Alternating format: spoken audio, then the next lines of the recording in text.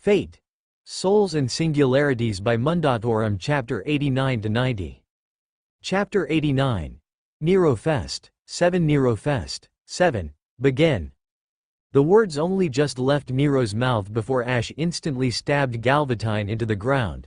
Flipping his bottomless box open, he swiftly withdrew the sword spear he had acquired through his defeat of the Nameless King. Spinning the weapon around, he rested both hands on the polearm and pointed the tip towards the two servants. Bedrick was the first to realize what was going on. His purple eyes widened as he threw himself into a roll as Ash unleashed a beam of lighting from the weapon towards the pair. Artoria merely pursed her lips as the attack skidded off an invisible barrier as Ash swung the attack towards the Lord of Cinder. Throwing himself into a backflip, Bedrick launched himself over the beam as it cut through the air underneath him before dying out. Ash slowly started to walk forwards, releasing blasts from the spear like a cannon towards the Lord. Landing back on his feet, Bedrick held his two swords out in front of him in a cross guard as the next beam slammed into him and washed over the blades. Lightning sparked across his body and earned a grimace from the undead, but nothing more. Nero charged forwards as Ash continually fired blast after blast at Bedrick, the Emperor rushing towards Artoria as her British counterpart locked eyes onto her and tensed herself. Rocketing forwards to meet the Emperor head-on and swinging her invisible sword through the air. The overhead blow smashed into Nero's guard before pushing downwards and working into an uppercut attack. Nero backpedaled as Artoria chased her down, the invisible sword making it more than a little challenging for her to actually engage in swordplay. Bedrick grit his teeth before he spread his swords wide, breaking off the beam of lighting before his hands deftly went to the bottomless box on his own him. Flipping the lid open, he soon pulled out a long spear-like weapon. The spear had two prongs which curled around each other upwards into a twin-shaped point. Bedrick lowered the spear and pointed it towards Ash. The twin prongs glowed with brilliant aqua-colored light before unleashing a beam of their own towards the saber. Ash rolled to the side as the beam sailed over his head, getting into a crouching position and leveling the sword spear back towards Bedrick. The blade charged up and projected forth another beam of lightning towards the undead. The Lord threw his body forwards into a roll, the beam sailing underneath him as it passed away before he rolled back to his feet and fired another blast. The pair continued this trade-off as they closed the distance with each other, neither able to land a solid hit with their projectile weapons as they moved closer and closer. The moment they got to within a few meters of each other, Ash dissipated the sword spear, pulling free his moonlight greatsword from his box and hoisting the greatsword above his head before sweeping it forwards, the weapon releasing a small wave of glowing light towards Bedrick. Bedrick dismissed his own weapon as the wave approached, reaching into his bottomless box and hoisting high a greatsword with a bright blue blade, the metal looking ethereal in nature before it glowed brightly as he swung it down and into the opposing attack. The weapon released a burst of light which split the wave in half and sent it either side of him. The undead stared at Ash's moonlight greatsword and then directed his attention to his own weapon, the two being identical in shape and design, before raising an eyebrow and giving Ash a challenging smile. "It seems that perhaps we are more evenly matched than we thought," he joked, pointing the greatsword towards Ash. "Perhaps you were also one to come across a great many weapons in your time, more so if you too wield the sword of the Paledrake." "I have fought many battles in my time," Ash replied as he narrowed his eyes, his left hand falling onto the handle of the greatsword and tightening around it.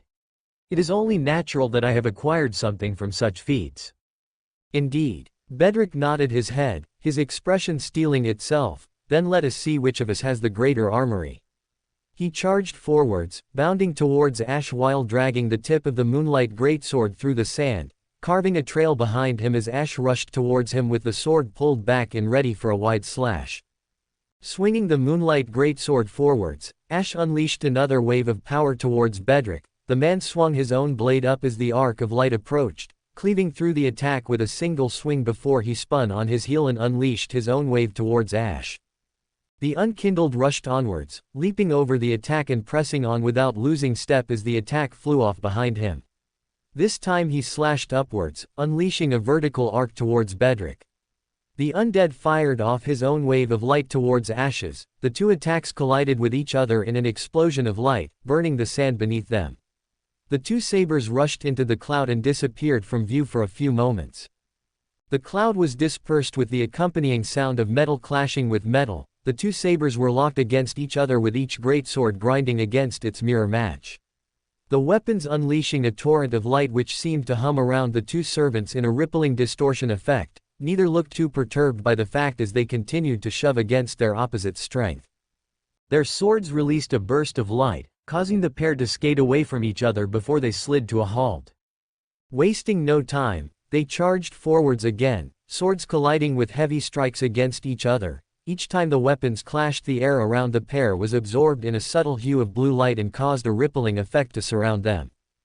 Ash swung his sword into Bedrick's guard. The saber was sent skating away by the blow before he halted, looking back towards Ash and charging forwards, leaping up into the air and bringing the sword down in an overhead slam.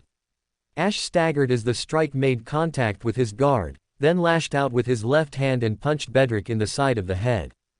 Bedrick's head snapped to the side from the blow, the man looking more surprised than anything else before he retaliated with a punch of his own. The right-handed thrust caught Ash dead in the face and caused him to take a step back. Ash grunted before he advanced again, thrusting the greatsword towards Bedrick. The Lord parried the attack to the side and swung his body into Ash's guard, shoulder barging him backwards before slashing upwards towards him. Ash leaned backwards to avoid the attack, the tip of the greatsword only just cutting a thin line through his leather armor before he retaliated with a headbutt.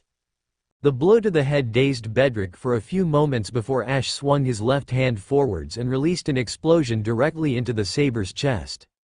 The fire seemingly washed over him, doing no damage and causing the saber to blink in surprise before he understood with a thinning of his lips.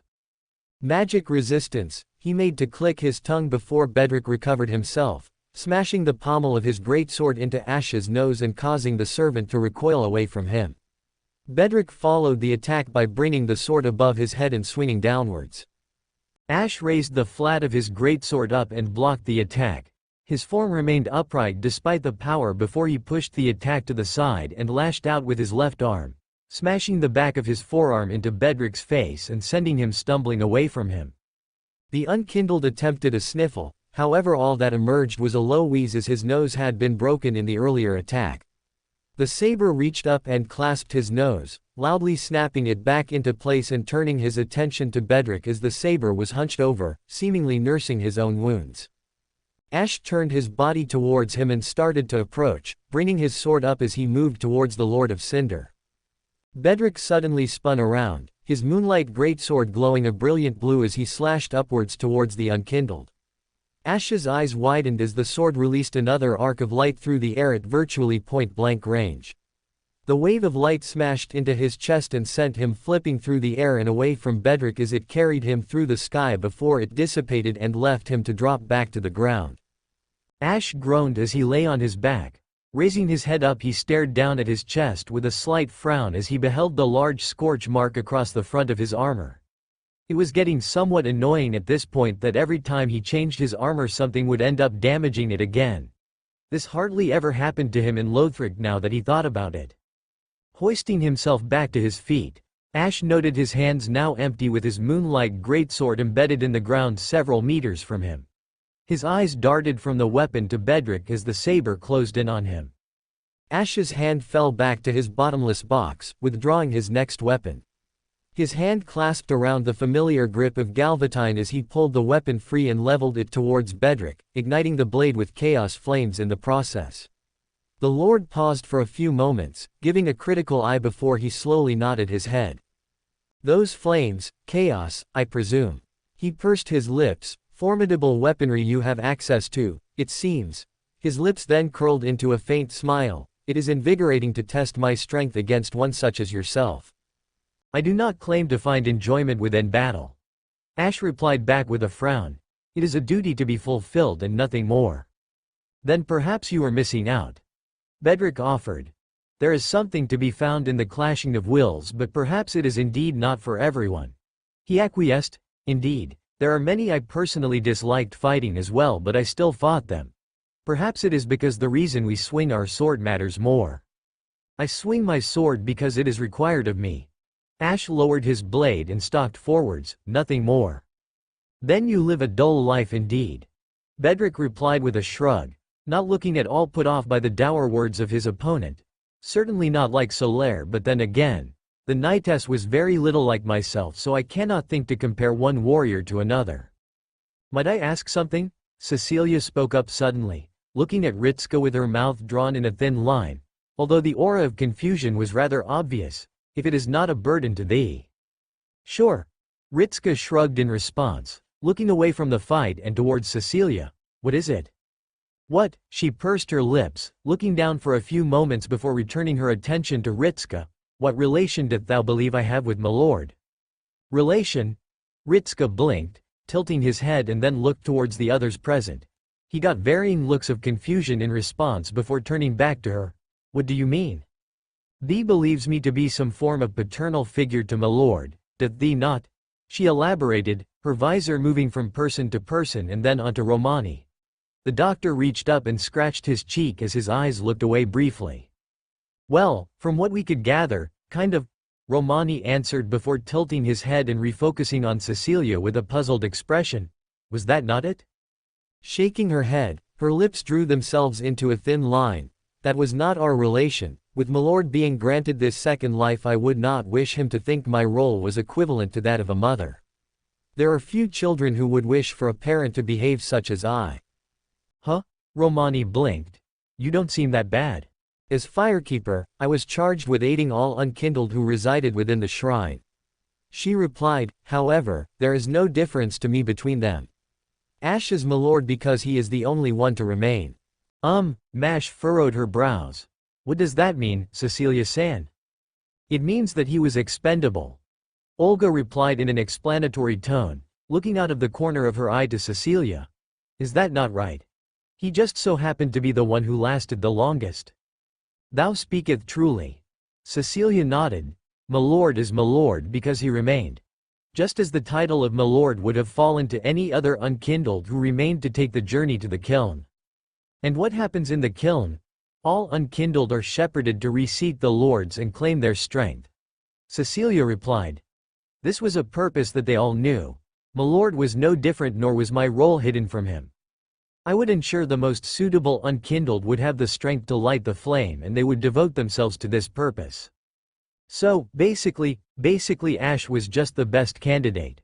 Romani explained, nodding his head, like how mother birds will only feed their strongest offspring in the wild and leave the weak ones to die. He frowned slightly, and Ash knew about this? My lord was aware of what the end result would be. Cecilia nodded her head. I shepherded him to be kindling for the first flame. Kindling? Ritska blinked. You mean, he made a noise like a fire being lit? That sort of kindling? Indeed. Cecilia nodded her head. That was his role from the very beginning, and I aided him as best. She groomed him to be a sacrifice is what she's saying. Olga sighed, waving her hand although being unable to hide her frown. And he still treats you like that? She looked at Cecilia in confusion. There isn't any resentment? Why should there be? Cecilia asked in an innocent voice as she tilted her head. 'Tis the purpose of all unkindled. Is that how Ash-san died? Mash asked, furrowing her brows and not noticing Romani freeze for a few moments and direct his attention elsewhere. No, Cecilia shook her head. I am not certain how my lord perished. She replied with some confusion before turning her head to stare down, and my lord seems slightly different to how I recall. Different how? My lord was more expressive. Cecilia replied, prone to anger at injustice, but it is fleeting and within the past now. Guess Chaldea has changed him. Da Vinci muttered in response as she cupped her chin. Still, I can see why you don't want him to think of that as normal motherly behavior. Within most cultures you pretty much groomed a willing sacrifice, and that sort of thing would tend to be looked down upon. Really looked down upon? Ritska grimaced, looking at Ash. Did he ever complain? No, my lord viewed it as a duty to fulfill and not else. Ritska blew air out between his teeth as he stared at Ash fight. You know, Ash being a little different suddenly makes a lot of sense to me. Olga gave a dry snort. What was your first clue? She shook her head, giving a brief look towards Mash with a slightly pensive expression before looking at Cecilia and shaking her head. It didn't make sense to her in the least how Ash wasn't the least bit angry that he was groomed to be a sacrifice. Wasn't it natural that he would seek revenge? Then again, nothing about his life sounded natural to start with. Ash merely grunted in response as he dashed forwards, swinging his sword upwards while releasing a jet of fire from the blade. Bedrick swung his own greatsword towards the saber and unleashed a wave of light which slammed into the fire, smothering it and dying out in the process of cancelling the attack out. Bedrick jumped high, gripping his sword in both hands and swinging down as the unkindled closed in. The weapon collided with the burnt sword in a shower of sparks and fire as tricklings of fire were splashed away from Galvatine as it made contact with the moonlight greatsword. Ash then shoved backwards while swinging upwards at an angle. Bedrick leaned his body to the side and barely flinched as the sound of scraping metal reached his ears as the great swords just managed to clip his left shoulder armor. Swinging his own sword out in response, Ash raised his left arm as the sword closed in. The edge of the weapon buried itself slightly into his armguards and earned nary a wince from the unkindled as it handily cut through his armor and touched upon his skin. Bedrick raised his left hand and caught Ash's wrist as he attempted to counter with the pommel of the sword, halting the attack and locking the saber in place as he applied more force with his greatsword. Ash remained stone-faced as his armor let out a subtle groan as the moonlight greatsword seemed to inch deeper into the gauntlet. Eventually, he opened his left hand from being a fist and twisted his arm so the flat of his palm was facing Bedrick. The undead had barely a moment to consider what was occurring before an explosion of black fire went off in his face. Bedrick let out a startled gasp and recoiled, managing to avoid the flames but looking no less shocked by their sudden existence. Ash wrenched his wrist free of the saber's grasp and continued his swipe downwards. Bedrick retaliated by punching him in the face, his body suddenly coating itself in traces of fire. Ash recognized it as something he had witnessed the other lords do. Either way, the punch sent him into a sprawl and rolled away from the lord before he stabbed his greatsword into the ground to support himself. His head snapped up as he watched Bedrick withdraw his arm from its outstretched position and fall back to his side. His purple eyes narrowed into slits as he virtually glared at the saber, all sense of previous goodwill having since vanished. Abyss. He growled out, "You dabble in the dark so freely." Dabble. Ash frowned as he stood up. "I use it as a tool just like any other." "That is all. That is all." Bedrick parroted incredulously. "There is no, that is all, when dealing with the abyss. All who have attempted to use it have fallen victim to madness, and your willingness to deal in such foul craft is proof of your stupidity." His lip curled into a scowl, "or proof of your wickedness." "My wickedness?" Ash's eyes narrowed in turn. "That should be my statement to you, Lord of Cinder." Bedrick blinked at the sudden intensity behind the unkindled's words. "Your existence in itself is proof of your own blindness, or perhaps you are a tool of the gods." His eyes swept across the stands, a knight of the Darkmoon and a slave to Gwyndolin. "I do not consider my knighthood as slavery." Bedrick growled back, "Nor will I tolerate insults against my lord." His body straightened out as his dissipated the moonlight greatsword and allowed his hands to fall onto his hips and his twin swords. "And for you to speak so resentfully of the gods and demonstrate a willingness to employ black flames like a common darkwraith speaks volumes of your own character." "Then I shall determine your own character." Ash narrowed his eyes. "If you had been raised like the lords of Cinder I knew, would you have relit the flame?" Without hesitation, Bedrick answered, "I have seen the dark and all who dwell within it, and only a fool or a madman would claim it as a life superior to a world in the warmth of fire." "Then you would sacrifice yourself for nothing." Ash dissipated Galvatine and withdrew the onyx greatsword from his bottomless box. The flame was destined to die from the very beginning. "You would burn away your soul for nothing more than a delay of the inevitable." "Inevitable it might be, but that is what life is." Bedrick frowned heavily. Glowing spots of orange light started to rise off his body, the aura of divinity emanating from the servant intensifying to match his embering state. And it provided certainty of life that cannot be claimed in a dark world. "It is meaningless," Ash argued back, tightening his grip around his greatsword. "The continuation of the flame only served to propagate the suffering of man. An endless cycle of undeath for all who lived in its shadow. Even if they found purpose within such a life, it is a shallow existence and one which should not be allowed to continue." "And what would you do?" Bedrick shouted back, pointing his sunlight straight sword at the unkindled as the blades started to crackle with golden lightning. Rob them of this duty they devote their lives to, even if it is one you deem to be shallow. They find meaning and happiness in these lives, and it is not for you nor I to decide it is inherently wrong. I decided it was wrong the day I was risen from my grave. Ash coldly argued back, slamming a burning fist into his chest and allowing power within to enhance his body. I was brought back for the sole purpose of ending the suffering of man. How I perform that task matters not so long as it has been completed. He lowered the hand and held out the black sword in front of him, placing his palm upon the blade, and if there only peace can be found in death, then I shall perform that duty as well and grant them mercy. Bedrick's arm faltered slightly as he stared at the saber with newfound disgust. Your mercy upon them. If they suffer so greatly, you will simply kill them. I will free them from what causes them pain. Ash argued back, running his palm across the great sword and bathing it in black fire. Whatever causes their suffering, I shall root out and destroy.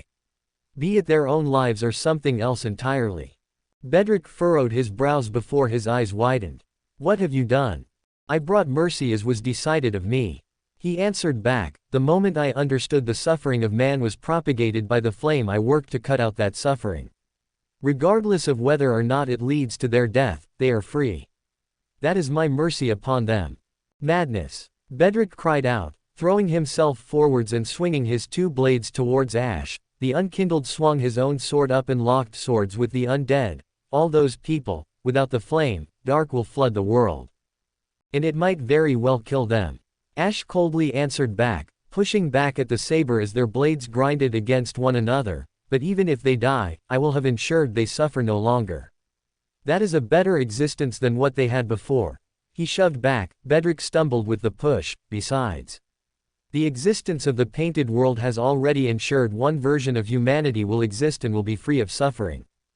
And those left behind, what few remain. Ash tilted his head. They will succumb to the dark without discrimination. Whether they die or live is no longer my concern. I freed them from the greatest architect of their suffering. Even if you speak truly. Bedrick rushed forwards, parrying the great sword up with his right sword before thrusting with his left. There is no cure for the undead curse without the flame. Ash sidestepped the blow, not quite avoiding the edges it cut into his side, and without a cure they will eventually hollow into nothing. Bedrick stepped in, shoulder barging the saber and forcing him into a stagger. What you have done is ensure that humanity will go extinct save what few survivors can hold onto their scraps of sanity within that cursed world. Ash stepped backwards as Bedrick slashed up. The saber leaned back as the straight sword narrowly avoided cutting open his face. Raising his left hand, Ash unleashed an explosion of black flames in front of him which forced Bedrick to retreat away from him. But the race known as humanity will have survived elsewhere. Ash countered, I consider the death of one world for the birth of another a perfectly even trade. You cannot trade lives as if they have no value. Bedrick spat back, and what of all those who sacrificed themselves to keep the dark at bay? You have rendered all their struggles as worthless.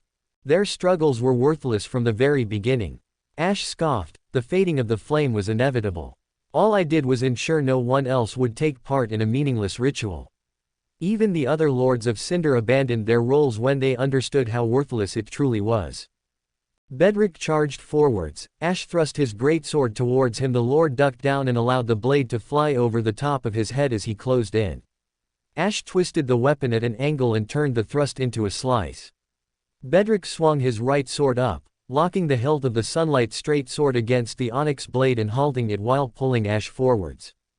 His Astoran sword glowed a brilliant purple as it was ignited with dark moon power. Bedrick thrust upwards as he moved around Ash's back, the straight sword puncturing through his armor and erupting out of his front.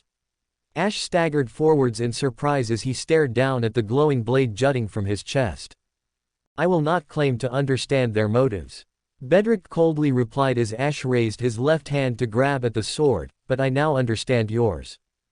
Just because you do not understand their sacrifice does not give you the right to diminish their achievement. What you saw as pointless, I see as a desire to survive against the greatest of hardships and the human spirit to endure even in the face of inevitability. You are but a fiend if you believe life is worthless in the face of an inevitable end. I am but a tool to bring mercy. Ash replied back, spitting out a glob of blood as he looked over his shoulder at the undead, and you are a prisoner of your own misguided belief in life. He jerked his sword arm back, slamming his elbow into Bedrick's temple and causing the man to stumble back. Freeing the sword from his body with a wet popping sound, although lacking in the amount of blood a normal human would have. Ash turned around, swinging the black sword down towards Bedrick. The saber raised his swords in a cross shape and caught the attack in between the two blades. Whether life is immortal or mortal makes no difference to me, Ash stated as he pressed his left hand onto the blade and pushed harder, Bedrick scrunching his face up with effort as he continued to lock blades with the saber. What matters is purpose. An existence without such a thing is no existence worth allowing. And you decide which existence is worthwhile or not. Bedrick's eyes flared with rage. What right have you? The right of kindling. Ash pushed. It was decided from the moment that I was risen from my grave that I would facilitate the end of suffering. Ash pressured, pushing harder. The thing you call humanity was destined for nothing but inevitable suffering under the flame. An end which would have brought about more sacrifice and death for such a pointless reason.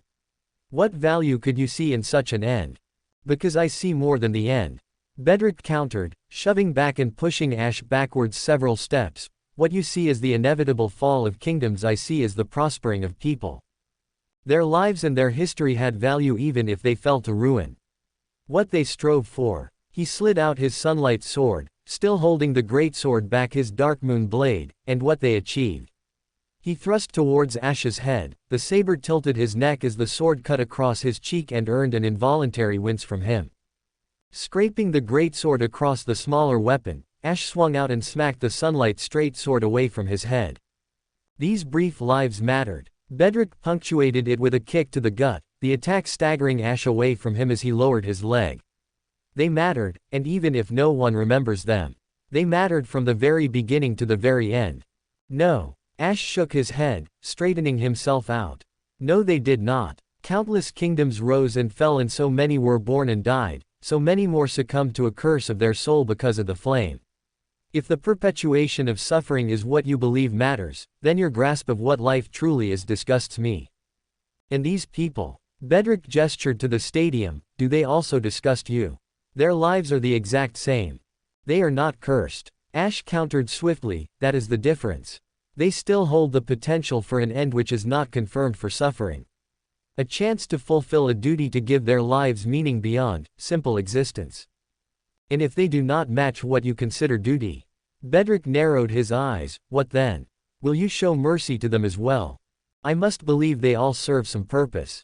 Ash frowned, even those who live in a manner which is beyond my understanding must serve some purpose, even if it is only for a brief moment in time. Until I see such a life devoid of purpose, I will remain as a servant for the benefit of the restoration of humanity. No, you won't. Bedrick shook his head. Even if you claim to be an ally to them, I cannot overlook what you have done. He threw his twin swords into the ground. Nor can I overlook the lives you have taken, directly or otherwise. He reached for his bottomless box and flipped the lid open. Even if you claim that some remnant of humanity survived, that is not justification for mass butchery justified that you enacted a mercy kill. His hand slowly withdrew a long dark-colored sword. He held the weapon aloft before he lowered it to his side. Ash stared at the weapon with a frown before looking back at Bedrick. For this knight was still of the belief that humanity was more than dark. Bedrick claimed as he pointed the great sword of Artorias towards Ash. Even as a member of the Lordkin and even as he was succumbing to the abyss, he held true to his faith that not all of humanity were of the ilk of the Darkwraiths. Ash stabbed his own greatsword into the ground as he flipped open his bottomless box, then withdrew an identical weapon to Bedrick. The Lord did not look perturbed as the copy of his sword was extracted out. I obtained this from the Abyss Watchers. Ash elaborated, who strove to combat the abyss and inevitably fell to it. Lords of the Cinder who abandoned their throne when they understood the futility of the task set before them. His eyes drifted from the great sword and onto Bedrick. A sacrifice without meaning is a waste of life, and to combat the inevitable rise of the dark for so long was such a waste of life. Nero was not having a good time. Imperial privilege was a very handy thing to have when it came to obtaining swordsmanship. All she really needed to do was just believe she had it, and she did. That and she was within Rome, so a fame boost was also to be expected. All in all, she had quite a few advantages stacked in her favor. Was it all paying off? As she watched the invisible blade parry away another strike with frightening ease, she could confidently answer that no. It was not paying off. Artoria stepped forwards and swung down towards the Emperor as she stepped in close. Nero let out a slightly nervous squeal as she rolled away from the king and heard the clunk of metal striking sand and watched it upturned a small mark in the ground where she had been. The Emperor thrust the burning sword towards Artoria soon after. The king nearly raised the sword up and pushed the strike to go above her head before advancing forwards. The two continued to trade blows, with Nero very much finding herself on the back foot from the rather impressive display of physical prowess from Artoria. Suffice to say that it wasn't a good time for her. The fact that she couldn't actually see the weapon was further hampering her ability to fight very well. Artoria slashed in an overhead strike downwards, catching Nero's guard and causing her legs to buckle under the strike. Nero tilted her weapon to the side, causing the blade to slide down the length of Astus with a loud scraping noise. She watched as sparks and flames alike flew off as the weapons grinded against each other as Artoria's own strength caused her to slide off Nero's guard. Not that it afforded her much leeway. The moment the weapon was away, Artoria reversed her grip and slashed upwards. The powerful uppercut caused Nero's sword to violently jerk upwards as a result and make her stumble away as she attempted to recover her footing. Artoria allowed none of it as she spun on her heel and swung out with a charged-up horizontal slash across her midsection. Nero was only just able to raise the flat of her sword as a shield before the attack slammed into her.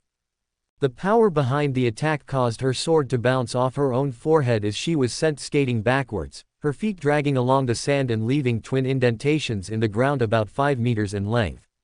Nero shook her head and refocused herself as Artoria turned towards her with her ever-present stoic expression. "Your swordsmanship is better than I would have believed," Artoria eventually commented, her tone sounding a little bit surprised but not at all condescending. "There are few tales of you personally wielding a weapon, therefore I was not sure what to expect." HM. Nero let out a muffled laugh as she puffed out her chest, inwardly relieved at the break in combat. "It is only natural for an emperor of Rome to be capable in all classes. I need only believe in myself to achieve such a result. That is the power of imperial privilege." "Ho." Artoria let out an intrigued hum as she narrowed her eyes slightly. "Imperial privilege is it? I see. You merely gifted yourself the skills of a swordsman without receiving the training of one." Nero inwardly winced at the way in which she just outed her own skill. However, to give to this much skill, Artoria leveled her invisible blade towards Nero. "It must be quite high in rank. I wonder just how much skill it affords you." Her lip twitched in what could be considered amusement for a brief second before it thinned out. "Then perhaps I shall simply test how much that skill can gift you," she remarked, lowering her other hand to fall back onto the handle and inclining her body forwards while the sword was angled to point behind her. Nero struggled for a few moments as she considered how best to answer. "Enough to qualify me for the saber class." "Indeed," Artoria affirmed as she tensed her body, "but we shall see how skilled a saber you are. If our shared face is any indication, you may indeed be an ancestor of mine." Her eyes seemed to gleam with anticipation while her face remained stoic. "Therefore I would consider it an honor to test my strength against one such as you." There is really no need to," Nero made to argue back. However, the sight of ash rocketing past her managed to cut both her and whatever action Artoria was about to make off as the saber stabbed his greatsword into the sand to halt his movement, the weapon carving a line in the sand as he slid to a halt before his head snapped up. Bedrick rushed in wielding an identical sword and swinging it towards him while looking as though his body had just stepped out of a bonfire. Ash ripped his sword from the end and held it in a blocking strike as Bedrick collided with him. The strength behind his attack carried them both onwards as they skated across the ground. Nero blinked and turned away from the sudden interruption and back to Artoria, who was already rocketing towards her as if propelled by a cannon. Nero gaped as the king closed the distance between the two of them within a single step, already sweeping her sword upwards towards the woman. Nero swung her own weapon downwards towards the attack. Excalibur smashed into Astus Estus like a hammer. The force behind the attack let out a boom as it visibly displaced the air in a shockwave and sent Nero into the air. Tensing her legs, Artoria kicked off the ground with an explosion of sand as she rocketed into the air in pursuit of Nero, the blonde emperor blinking frantically as she tried to right herself. The shadow of Artoria passed over her, the servant spinning around and building up momentum before she crashed into Nero and sent her shooting back to the ground like a torpedo.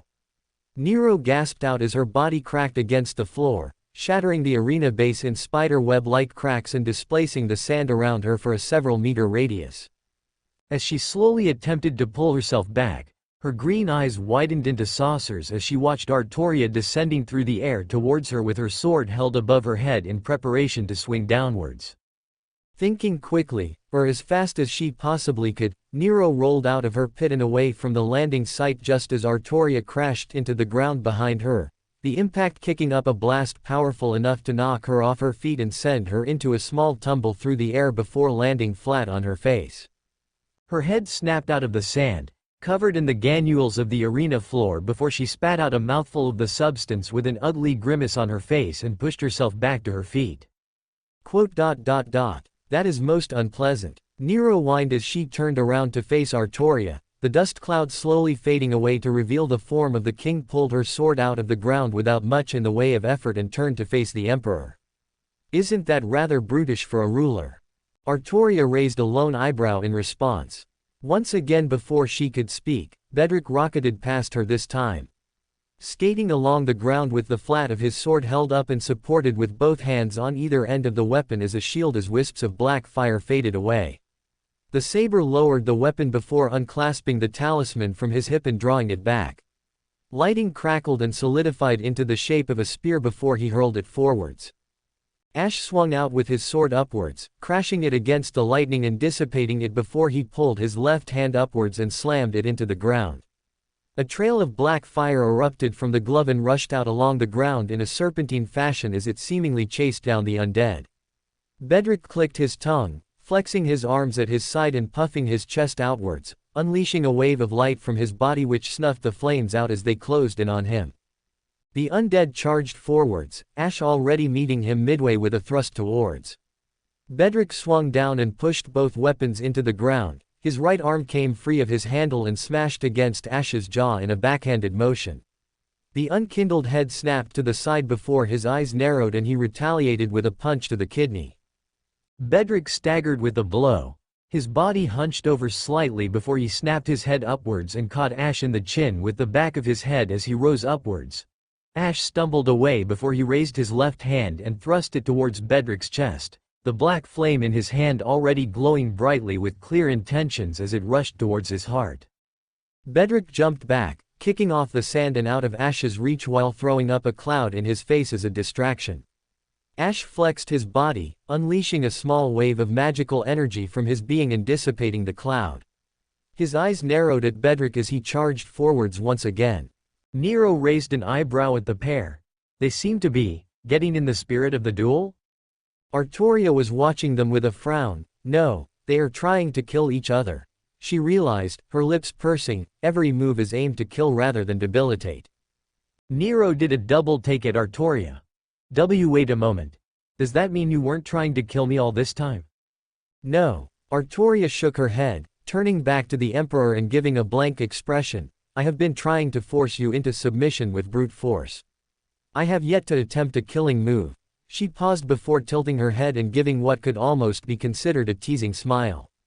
Almost anyway. I could rectify that if you believe I am looking down upon you. And no. Nero hastily cut her off, rapidly shaking her head in the process. You're doing very well at the moment. The crowd is very entertained. She gestured towards the stadium. See. No need to go further. Are you sure? Artoria pushed further, because it would be considered dishonorable if I did not employ my full might against an opponent who holds a similar station to myself, she reasoned. The air around her sword seemed to still before it was dispelled, revealing Excalibur in its entirety, and given how I need not concern myself with concealing my identity. She trailed off meaningfully. Nero couldn't quite hide her nervous gulp, nor conceal the stray beads of sweat running down her forehead as her eyes danced between Excalibur and Artoria rapidly. You A thunderous crash went off behind them, soon followed by a blastwave of sand which had the pair raise their arms to protect their eyes. As the dust settled down, they both turned to see Ash and Bedrick once again locking blades, although this time their clash had ripped apart the ground beneath their feet as they both struggled against each other. Bedrick glowed a brilliant white before the same explosion of light from earlier ripped itself free of his body and collided with Ash. The impact sent him into a roll before he righted himself and slammed his palm into the ground as he sailed backwards. Purple eyes widened in alarm and directed themselves downwards as the area around Bedrick started to glow and sizzle. Tensing his legs, he kicked upwards just as pillars of burning fire erupted from the ground indiscriminately, bathing the entire area in molten lava. Ash burst through the pillars, leaping up into the sky after Bedrick and swinging downwards. The sword smashed into his guard and rocketed him towards the ground like a missile, the impact causing another explosion of dirt which had debris flying in all directions. Ash was still in the air when the heat around Bedrick's location suddenly skyrocketed. The sand burning away into glass as the aura of divinity suddenly intensified to a point where he was on par with a high-class divine spirit. Bedrick glared up at Ash as his body was coated in wisps of fire before shooting off the ground towards the saber, slamming into him and sending them both tumbling through the air in a rough grappling match before they both struck the ground, glassing the sand beneath their bodies as they rolled across the arena floor. Ash tucked in his legs and kicked upwards, throwing Bedrick off his body and to the far end of the arena as he climbed back to his feet. Bedrick roughly landed on the ground, clawing his hand into the dirt to halt his momentum before his head snapped up. Throwing himself forwards, Bedrick closed the distance between himself and Ash, slashing upwards towards the saber as he swung down. The collision produced another explosion of fire and dust. Nero gaped at the display before she turned to Artoria, the king now also staring at the duel with a degree of concern. If they continue at this rate, then they will endanger all those within the stadium, Artoria realized, looking around with a concerned eye before it fell onto Nero. If I attempt to stop them, can you try and mitigate the damage? Nero nodded her head. I shall do more than that, she exclaimed, spinning her sword in her hand and stabbing it into the ground. Another boom was accompanied by Ash being knocked away from Bedrick with a heavy strike to his guard. The saber skated away from Bedrick and to the other side of the arena before his body hunched over, leveling a hefty glare towards the saber. Ash's hands fell onto the handle of the greatsword. Taking a deep breath, he started to channel magical energy into the blade. The weapon slowly started to glow with a bright hue which brightened by the moment. Bedrick copied the gesture after a moment's hesitation, his sword glowing a similar color as Ash's. A noble phantasm activation, Artoria realized with alarm. You intend to argue that such an existence of pain is worthwhile? Ash called out the arena with palpable disgust. Very well. Then I shall recognize you as a threat and deal with you accordingly. Those are my words to you, Bedrick called back. That you believe that an end negates the meaning of everything before is wrong on a fundamental level. That you allowed this to drive you to make such a horrific decision more so. The two pulled their swords back, both glowing as if they were miniature suns. The pair tensed their bodies before both their swords unleashed a jet of magical energy from the blades. The power behind the sudden burst rocketed the two servants towards each other. Fujimaru-kun. You have to stop this, they're going to use their noble. Oh crap. Ritsuka's eyes widened as he realized what was about to happen. Nero, he cried out, protect the people. Nero closed her eyes as time seemed to slow down for her. Artoria already in motion as she rushed towards the two sabers. The pair on a collision course with each other in a gesture which was clearly going to end badly. Behold my glory, Nero called out as her sword burst into flame and light rippled around her. Hear the thunderous applause. The shape of a theater started to construct itself around Nero and all other servants within the arena. The shapes and designs of the antiquated Roman architecture plain as day. Sit down and praise my golden theater. The shape solidified as Ash and Bedrick came within striking distance of each other. Both immediately fell under the influence of the theater and felt their bodies weaken slightly, although were too invested to allow it to deter them from the act of striking their opponent. Farewell unkindled. Return to cinders, Lord. Artoria slid to a halt, pulling her sword back and allowing the wind to funnel itself around the blade. "Howl!" she cried out before thrusting it forwards as the two sabers swung their glowing swords at each other. "Tomhaltoir!" Ash shouted out as his sword closed in on Bedrick's in a wide slash from his side. "Glantoir!" Bedrick exclaimed, his sword swinging in from the opposite side. "Dorcha! Strike air!" The two swords collided with each other at the same time. Artoria unleashed a hurricane of wind directly into the two undead. Their glowing swords let out a thunderous crash as they struck against the glowing light of their opposite before Artoria's attack violently pushed them both to the side. Then the blast from the two noble phantasms hit. A blinding light exploded from the epicenter of the attack, the power of which instantly caused Artoria to look away before the detonation nearly blasted her off her feet.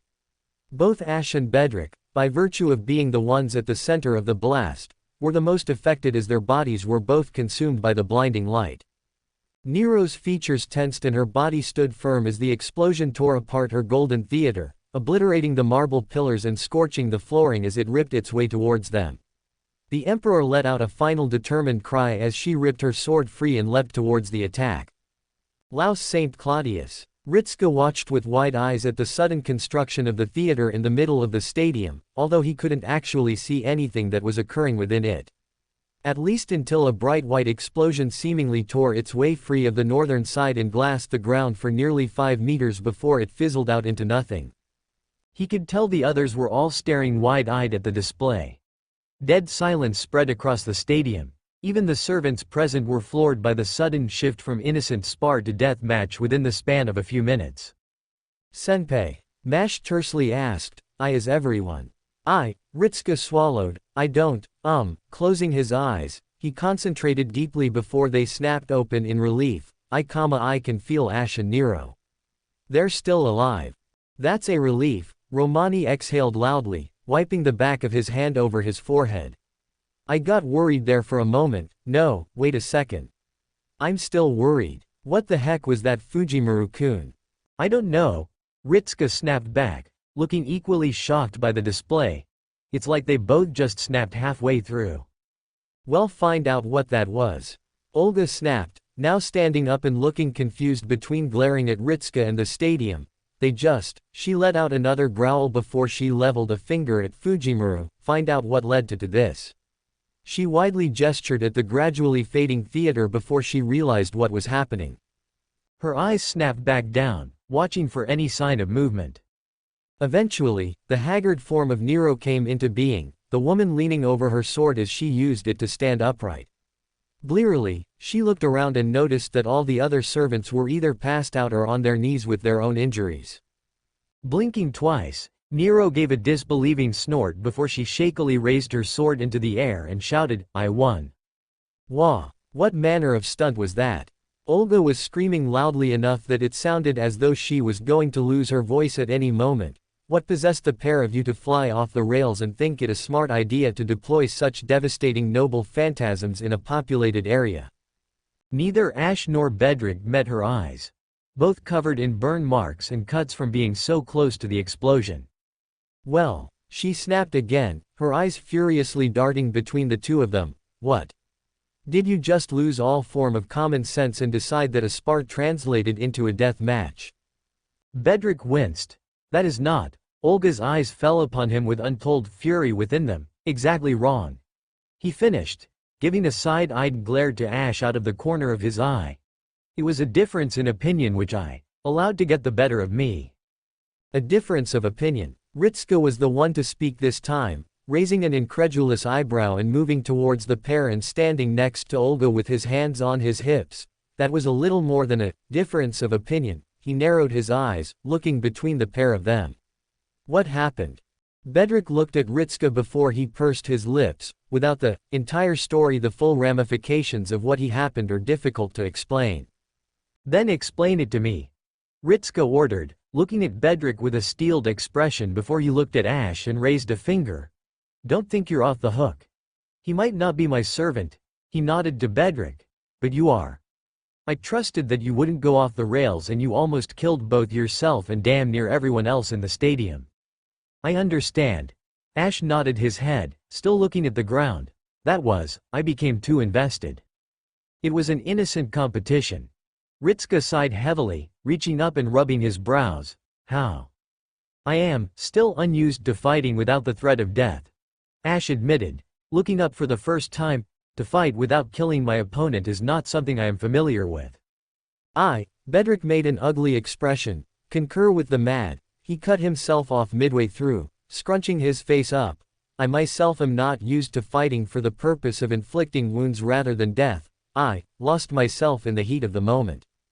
Ritska stared at him with a befuddled frown at the word change before shaking his head. All right.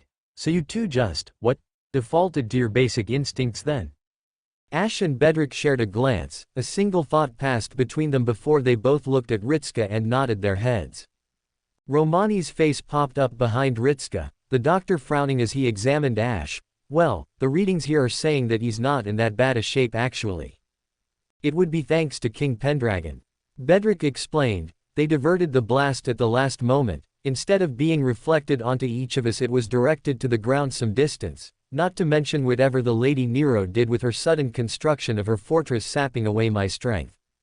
And mine, Ash affirmed alongside him. Still, Romani sighed, I guess we should have seen this coming, asking him to fight all of a sudden.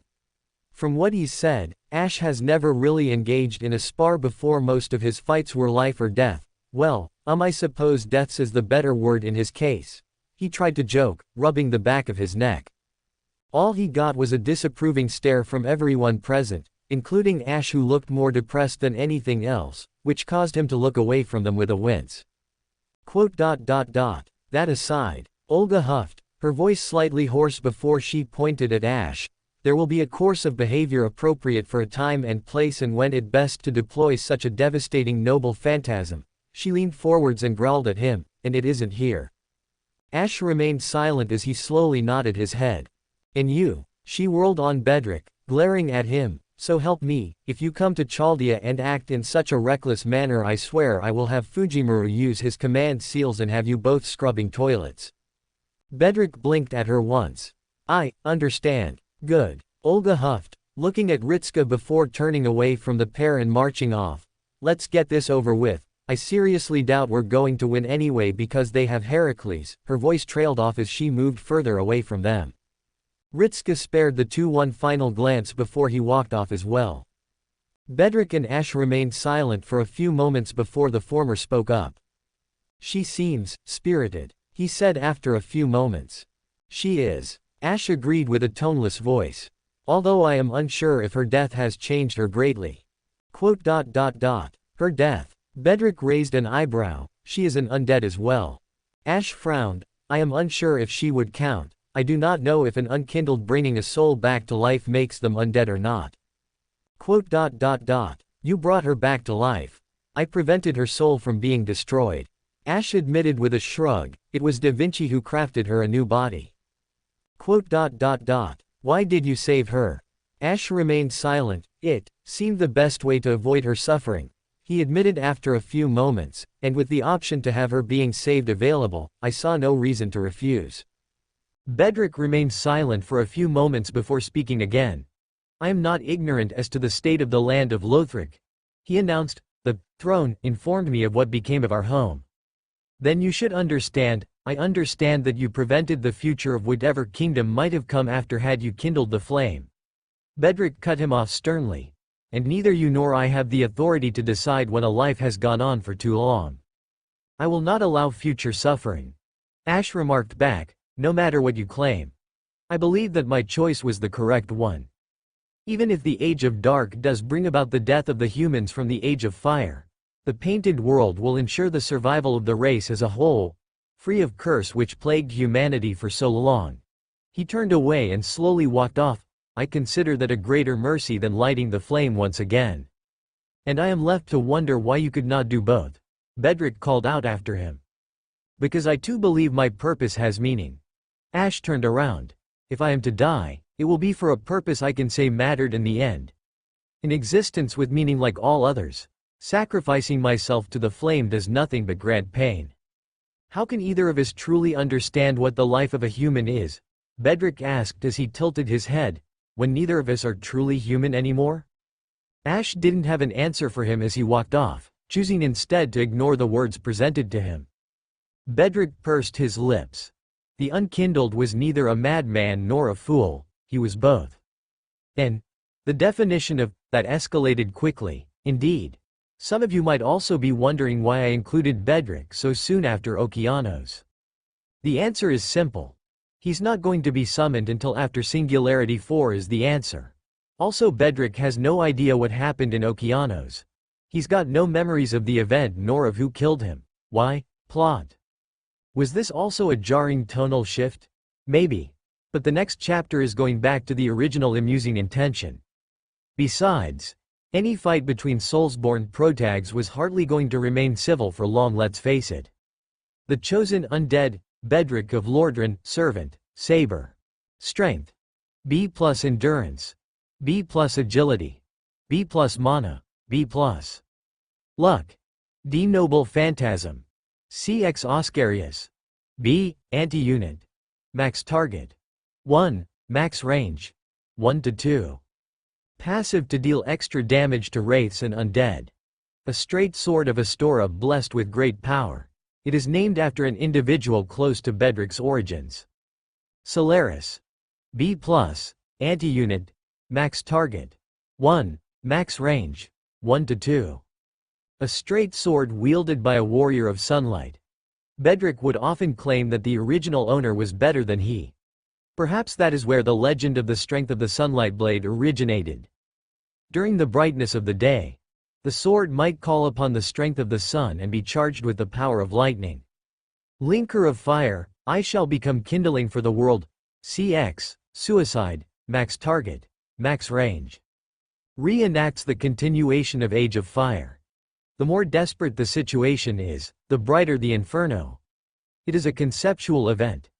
The linking of the fire was seen as a way to purge away the dark and heal the world. Therefore, the flames heal allies while burning away enemies and all those that threaten man. Even if it is not entirely accurate to the reality of the first flame. Bottomless box. EA++ can be used independent of owner. Draw forth weapons acquired through travels, class skills. Magic resistance. Be degraded to rank C against dark spells. His new lordship has left him slightly vulnerable to dark but not as much as true lordkin. Writing, C Lord of Cinder. A can ignite his divinity and rapidly grow in intensity until it reaches equal rank to a divine core of rank A. As the divinity ranks higher, the physical parameters increase as well. He is the second Lord of Cinder, ranking him as superior to his counterparts. Personal skills. Knight of the Dark Moon, True, B. Under the moon, he receives a boost to his physical stats. Unlike a false knight, he needs only a sliver of moonlight to receive the buff. Miracles. B+ battle continuation. A+ mystic slayer. A+.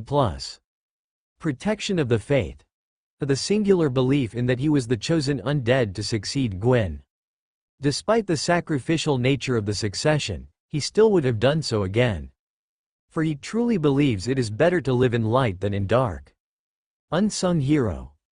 He performed a great deed which was attributed to another, but that is fine with him. However, he can still perform feats of brilliance far above what his container suggests.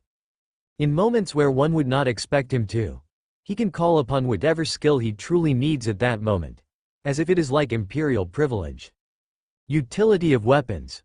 B. Dark Moon Talisman. B. Strengthen the power of miracles for a brief time. Summoning. Servant, Saber. I bid thee greetings. I am Bedrick of Lordran, Lord of Cinder and Blade of the Dark Moon. I am ready to follow your commands as a humble knight. Dialogue 1. Free time you say? I suppose I had plenty of that within the undead asylum for, I confess, I am not quite sure. It was many, many days indeed though. As for free time? I have nothing to offer you. Dialogue 2. There are many servants about. I admit to feeling a little out of place with so many around me, but I can adjust. Dialogue 3. Master and servant. I might be considered a Lord of Cinder, but I am a knight first and foremost, although I would ask you not to make me choose between my service to Gwendolyn and to yourself. Dialogue 4. If you have Ashen 1, a life with a fixed end is not one without meaning. Why did I say that all of a sudden? Ah, no reason, just the unkindled who wanders the halls. Your friend. He and I do not exactly agree with each other. Worry not, I will not allow it to jeopardize your safety at all, master. Just try to avoid putting us within the same team. Dialogue 5. If you have Siegward, Siegmeyer, I'm wrong? Sieg, Ward you say? How strange. Maybe a distant descendant of his then. Rather intriguing, although hardly surprising given how he was. Friends with a giant you say. Dialogue 6. If you have Solaire of Astora, Solaire, never mind. I probably should not approach him so candidly, especially when I was the one who, forgive me. I was speaking to myself there for a moment. Solaire is a proud warrior and a good comrade to have at your side. You're most fortunate to have him. Dialogue 7. If you have Gilgamesh, that he has more respect for the unkindled than myself is telling, but I did not do it solely for the purpose of continuing the age of fire for the gods. I saw the dark firsthand and what it could do. I understand what it meant to allow it. Maybe he would be willing to take a chance with the abyss, but I was not. Dialogue 8. If you have Patches, of course he's here. Don't try and sneak away, Patches. I've already spotted you. Good heavens, man, I'm not here for your head.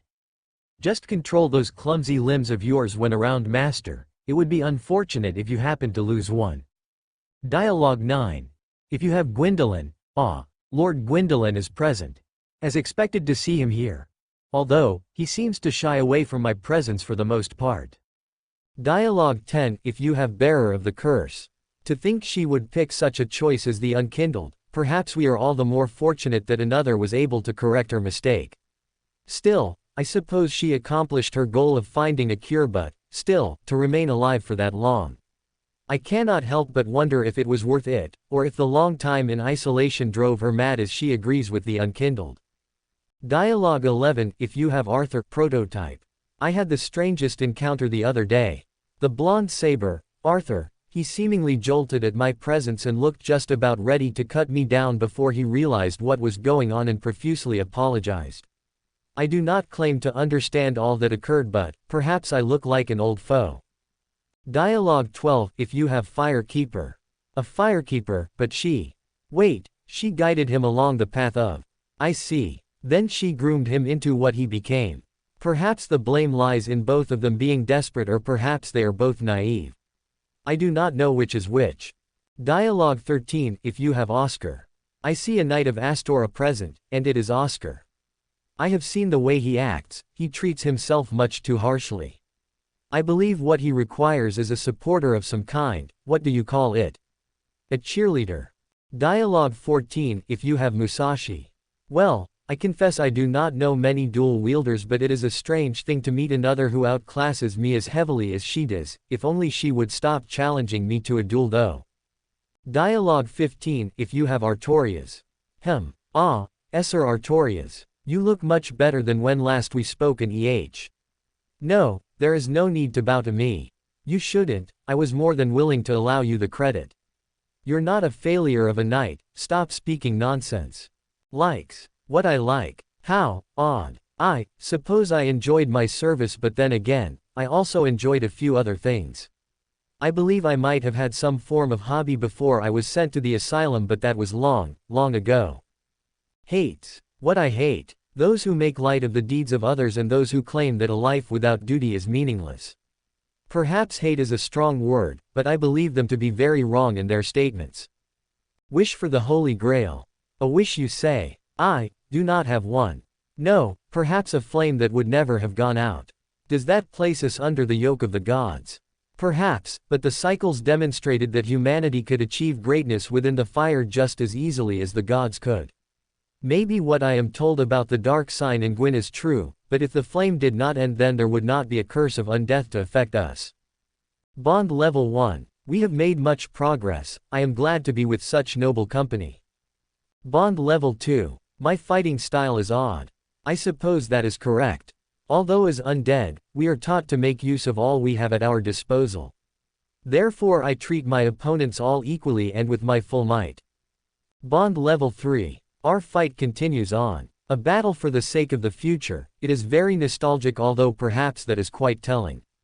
I would prefer such a battle to be unnecessary, but we cannot choose when we are called upon. We need only act.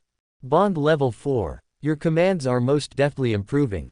That is a welcome trait indeed. Yes, my fighting style might be considered very similar to some of the other servants. Especially the archer who makes swords. Not to mention he is also a dual wielder. Bond level 5. I am proud to be your servant. The knowledge you walk down a righteous path invigorates me to no end. I will pledge myself here and now to the Covenant of Chaldea. I'm already a Knight of the Darkmoon.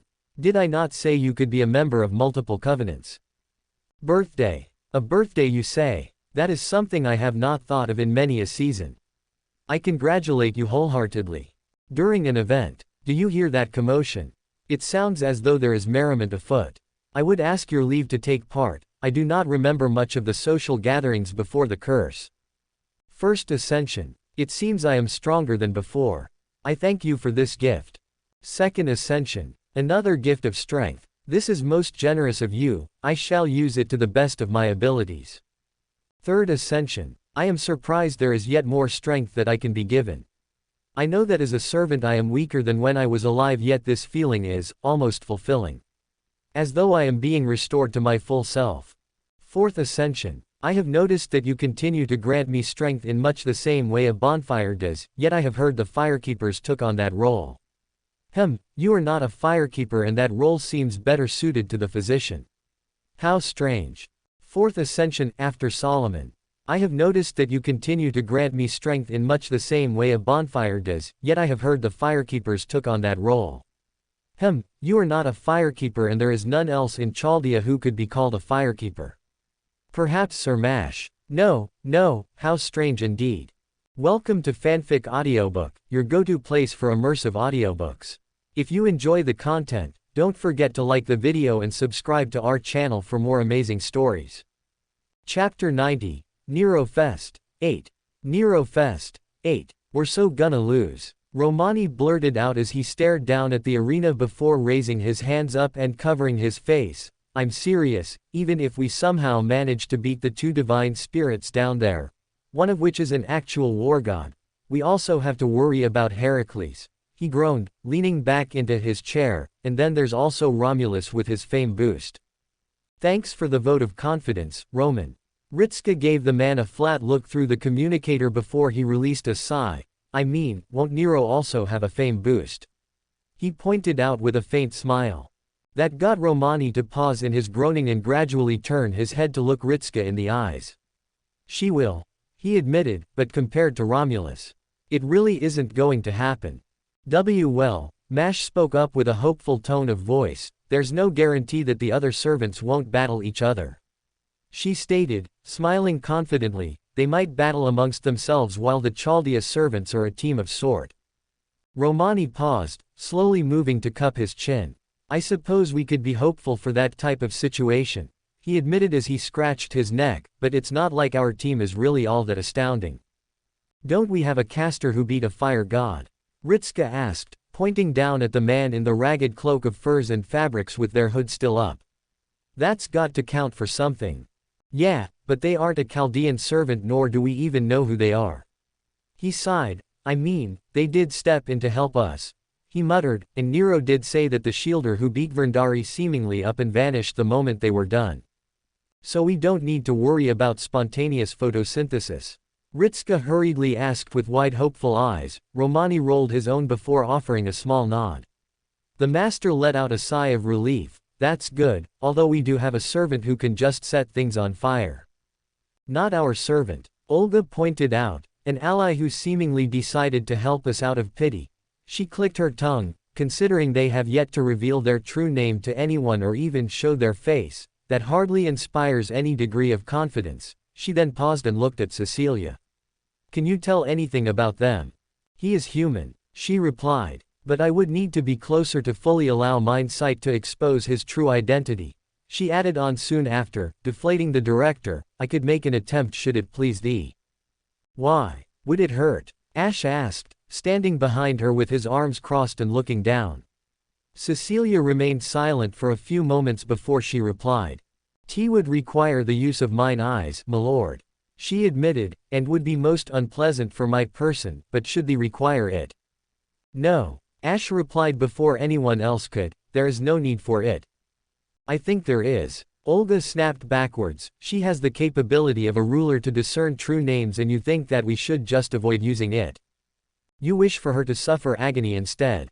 Ash's eyes fell upon her, his face in a slight scowl and emerald orbs narrowed in suspicion.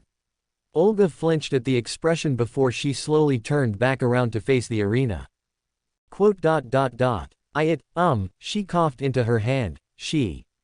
"Director." Mash whispered across to her with a slightly urgent expression, "I don't think Ash-san will approve."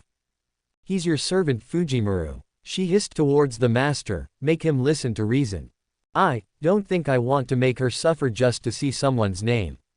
Ritsuka replied, "And even if we do learn it, they might be someone from Ash's world, and it's not like we know that many people from there." He paused and looked around, seeing the blonde servant peering down at them with a blank expression. "Do you?" "My knowledge is limited," Ash affirmed, as the name Flan meant nothing to me, nor did the name of Caffrey, despite her being the creator of the coins I myself have used on occasion. He looked back towards the caster on the field. "However, he is of the Great Swamp and home of the Pyromancers, that much I am certain of." "Really?" Ritsuka blinked. "How can you tell?" "Master Cornix wore similar garbs to him," Ash replied, "and his mastery of pyromancy far exceeded my own. From that we can determine Caster is likely a master pyromancer from the swamp." "Well, that's nice to know at least." Romani rubbed his forehead. "Know any famous pyromancers?" "There was the goddess Quelana." Ash shrugged, earning blank looks from everyone in front of him. "I don't think that Caster is a goddess," Romani pointed out, "aside from the fact they've already been confirmed as human." "Not going to mention they're also the wrong gender?" Ritsuka asked, leaning forward slightly and raising an eyebrow at the man. Romani gave a mirthful huff in response and shook his head.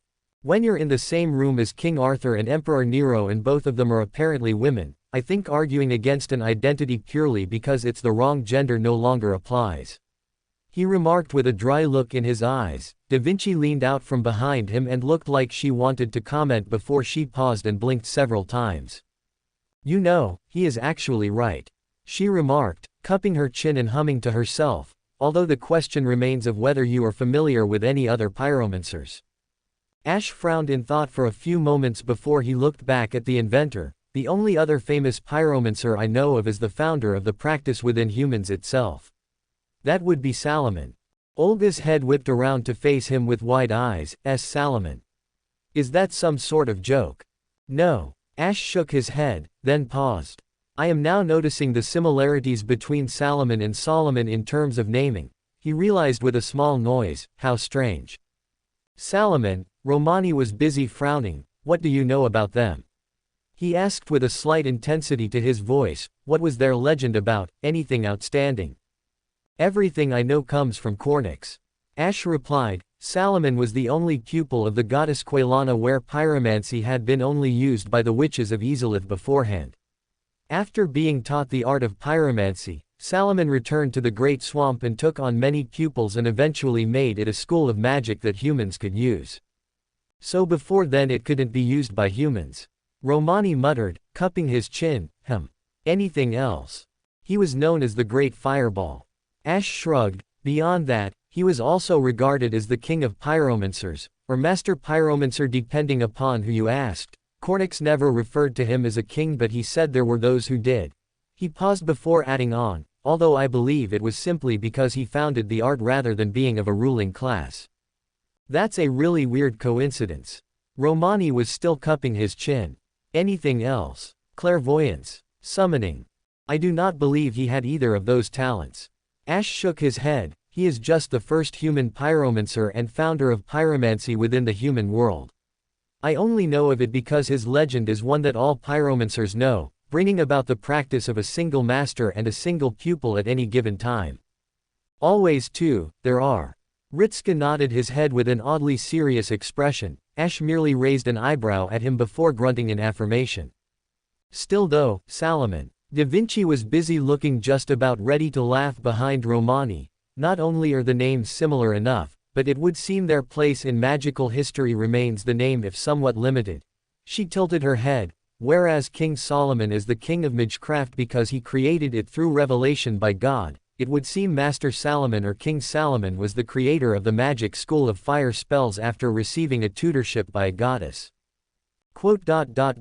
That's weird. Ritska slowly nodded his head, so he's like, Fire Solomon? He asked, tilting his head. It seems so but not quite.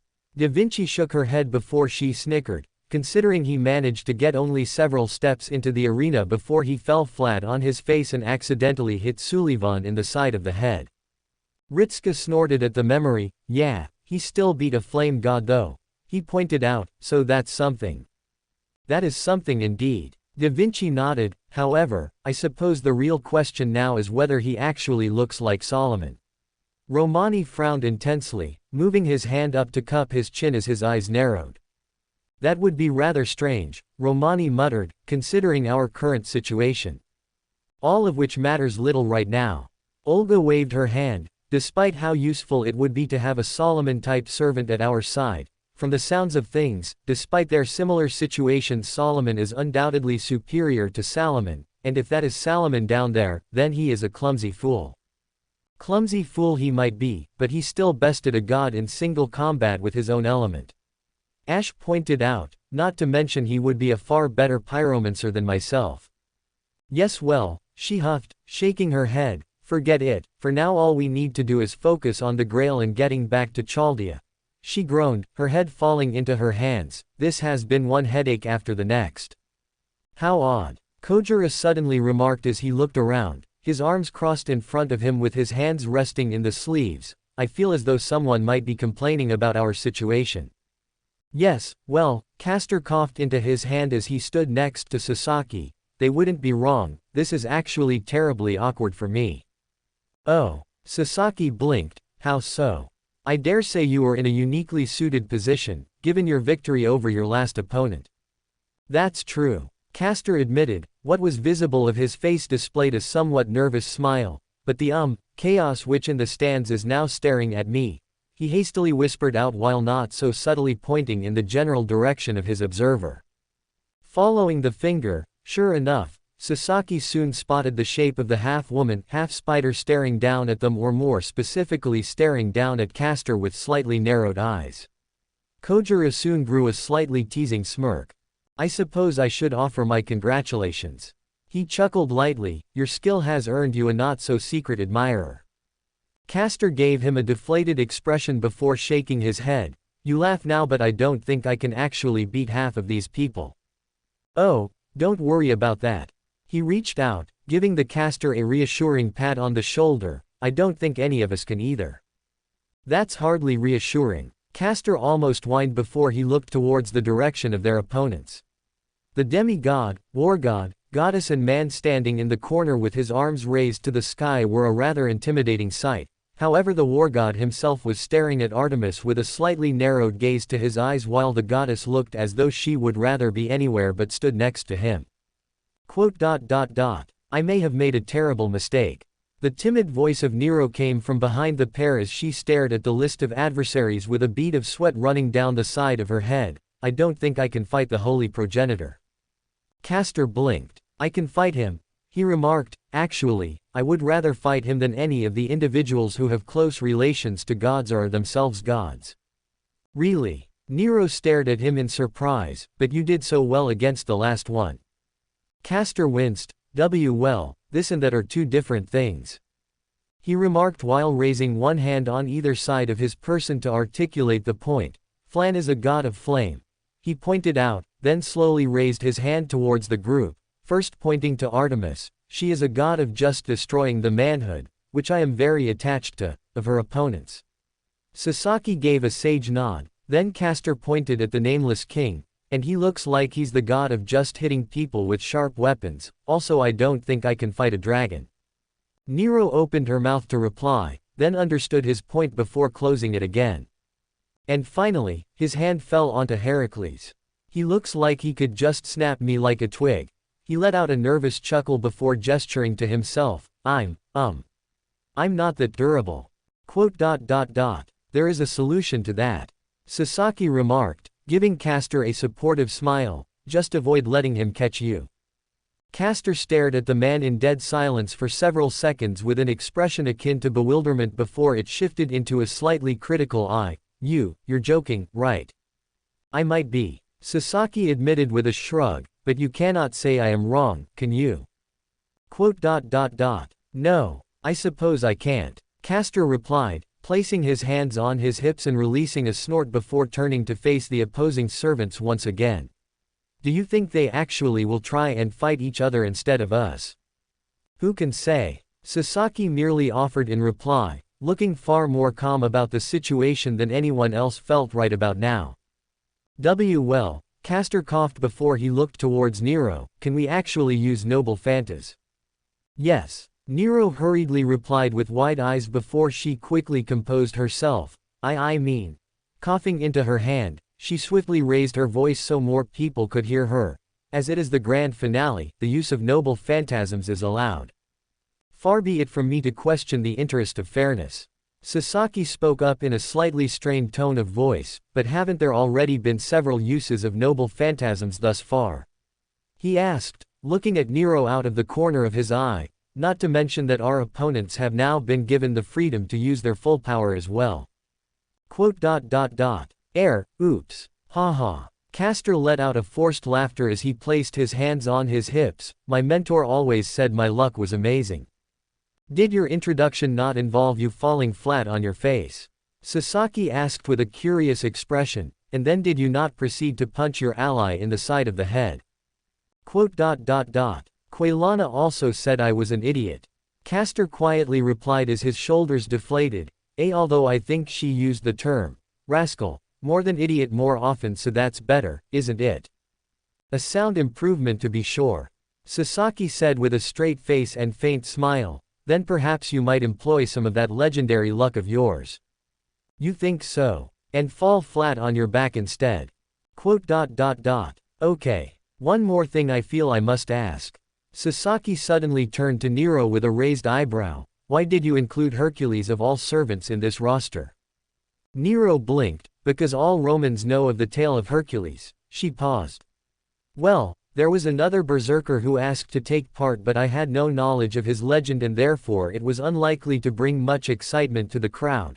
She shrugged, that and I seriously doubt he could contend with Hercules. I suppose there are few who can. Sasaki shrugged. Did you ever get a name? Nero beamed before she tilted her head, but I had never heard the name of Godfrey before, have either of you? Sasaki and Castor shook their heads. Exactly. Nero pointed at the pair of them. A hero like Hercules guarantees a grand gathering. What manner of strength could one that no one knows of give? Artemis, meanwhile, was busy staring up into space while nervously whistling to herself. She could feel the eyes burning into the back of her skull before she eventually couldn't take it and leaned her head down to Orion, who was comfortably tucked away in her chest. Darling, is he still looking? She whispered to him. Orion let out a sigh and turned his head up to stare at her, giving a half-lidded expression as best he could with his limited features before he climbed onto her shoulder and peered just behind her. The nameless king was still glaring at her back, his dull golden eyes entirely focused on the goddess, and his expression, as best as could be seen through the scarf, consisted of one of perfect calmness to it. Although Orion believed in such a thing as quiet anger, so this was more likely that. Yep, he affirmed to Artemis, he's still looking. Turning around, he climbed back down into his hideaway. Boy, you really stepped in it. Why? She whined, what did I do to him? Maybe using me to neuter his brother played into it. Orion rhetorically asked, shivering at the memory. I still think he's in the recovery tent. He was bullying you. I was kicking his ass, I'll have you know. Orion hotly cut her off, looking up at her, and while I am nowhere near the biggest fan of the gods, aside from you, that doesn't really mean I wanted the guy to suffer that of all things. He hissed out, widdly waving his arms around, especially not when his older brother, the war god, with a fucking dragon mount, was watching. Artemis flinched, her eyes watering slightly and earning a flinch from Orion. The bear let out a loud sigh as he reached up and nursed his forehead. Look, he spoke in a much quieter tone, I appreciate it, really I do, but come on, a noble phantasm to his dick. Really. Not to mention the fact he's still a virgin. I'm half convinced that the injury has now been burned into his Saint Graph. Is it really that painful? You're the one who came up with it in the first place. Orion exclaimed, then clambered up onto her shoulder again. Hey, big guy. He shouted across to the nameless king. Golden eyes slowly drifted from the back of Artemis' head down to the bear. What? So, Artemis is really sorry that she did that to your little bro. Orion began, and she's very, very sorry that she beat him. It is not his loss that concerns me. Nameless cut him off, still speaking in an eerily calm tone of voice, nor was it the humiliating display of her beating him like a squire with her bow. Artemis winced, nor you bludgeoning his deformity with your club. Hee. Orion nervously rubbed his head and looked away. Nor was that his first battle I ever saw ended in defeat. Nameless went on, it was the fact you destroyed his genitals in front of his love interest. Say what? Nameless nodded, I was informed that he was spending time with some woman by the name of Medusa. Orion choked on air and Artemis' brows furrowed, and even went so far as to come to this festival with her. My own limited experience with women aside, I doubt their relationship is ever going to progress now that you have, quite literally, destroyed any chance at intimacy. I swear I was kidding when I told him to go for the Gorgon. Orion hurriedly replied, but seriously. I have no idea what the Gorgon is. Nameless shook his head, however, his expression darkened, but this is a loss I will not tolerate. He paused for a few moments before continuing on, and I would also prefer that the first battle I saw him in didn't end with taking a projectile weapon to his manhood. Fair enough. Orion offered with a shrug. Would an apology? No. Worth a try. I suppose we can no longer put it off, Nero muttered as she walked forwards, stabbing her burning sword into the ground and taking a deep breath. And without further ado, we begin the battle for the Holy Grail between the servants of Chaldea and those independent of it, she gulped loudly as she stared at the opposing servants. And begin. She pulled her sword out of the ground, already expecting to be rushed by every servant present. What happened was something entirely different.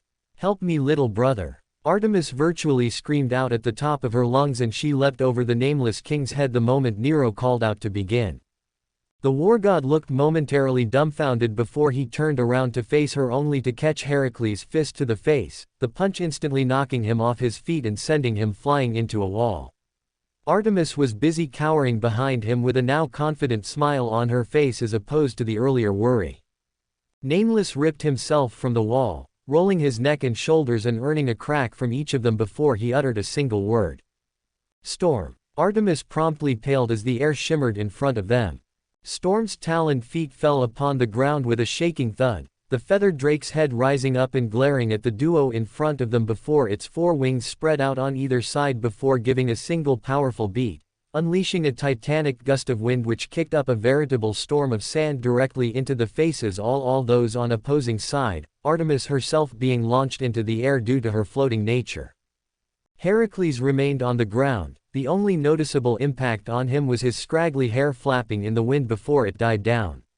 The berserker let out a low growl as he narrowed his gaze upon the drake. Storm inclined its head down to stare at the demigod with a hiss of its own before Nameless' voice cut through. No, Storm. He interrupted the drake as he stomped forwards towards Heracles. Glowing eyes fell upon the war god. Deal with the Luna Lordkin. He struck the butt of his spear against the ground. I shall test the strength of this one myself. Storm let out a grunt before it spread its wings wide and launched itself into the air. Heracles remained unmoved by the display as he continued to fix his attention upon the Nameless king. Defeat of Havel is no small feat.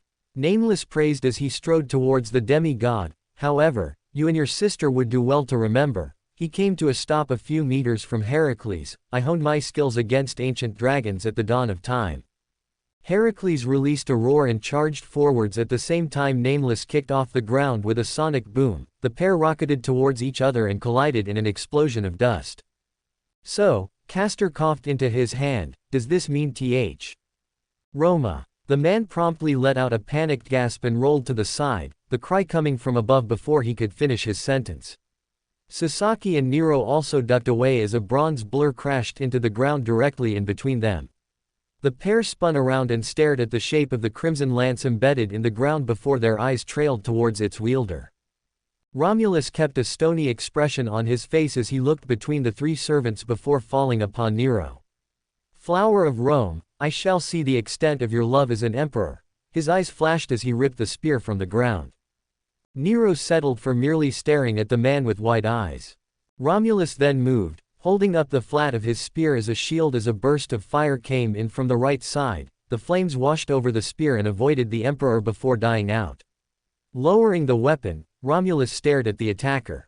Castor from afar, that you fight in the Colosseum of Rome is truly Roma. He gave a single nod of his head, I accept this declaration. Okay. Castor replied with a slightly unsure shrug, I don't quite understand it all that well, the man admitted, reaching up and scratching the back of his neck, but thank you for the praise, I suppose. Romulus, eyes swung to his left, raising his spear up and parrying away the nodashi aimed at his back, the lancer pressed the attack with wide heavy slashes. His eyes narrowed slightly at the thin samurai who continually managed to block or avoid the attacks with relative ease, however it was clear that blocking them directly was something he wasn't going to be able to do for long.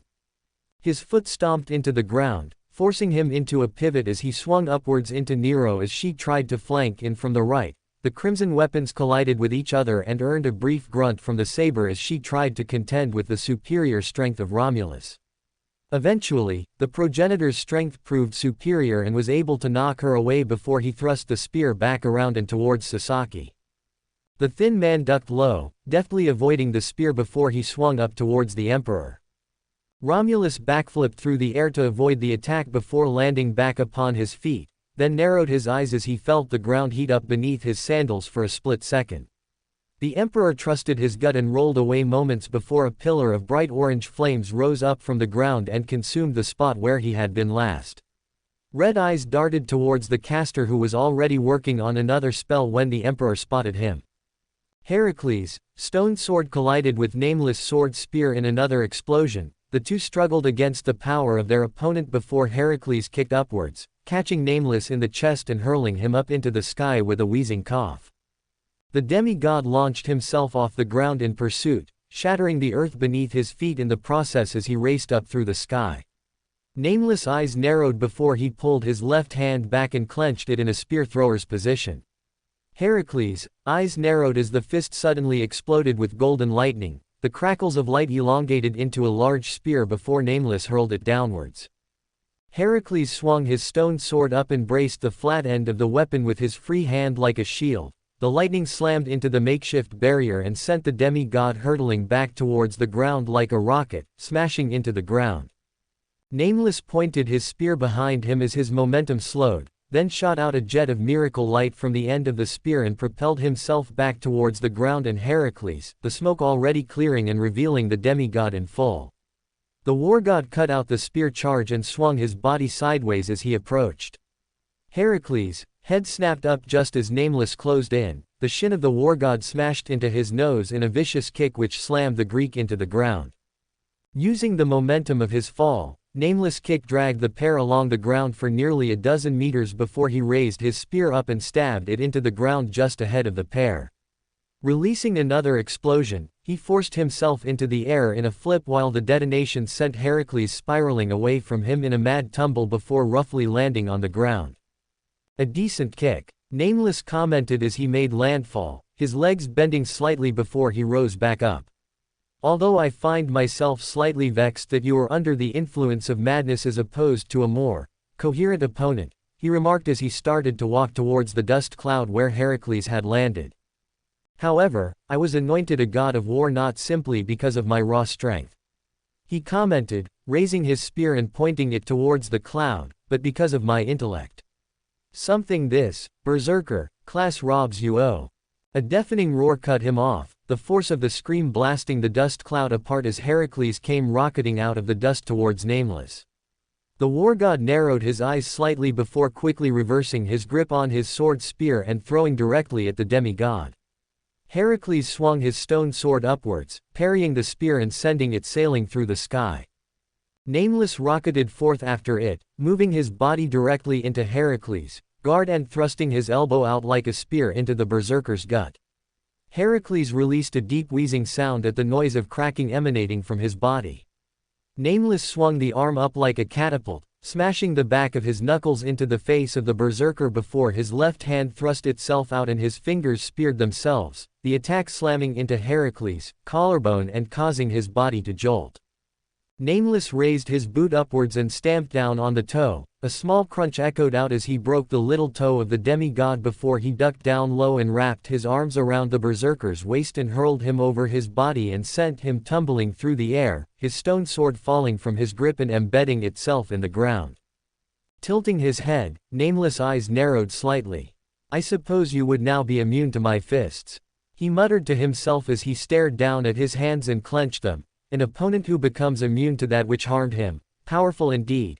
He continued on, raising his head and watching as Heracles pushed himself back out of the ground. "However, I was once heir to sunlight itself."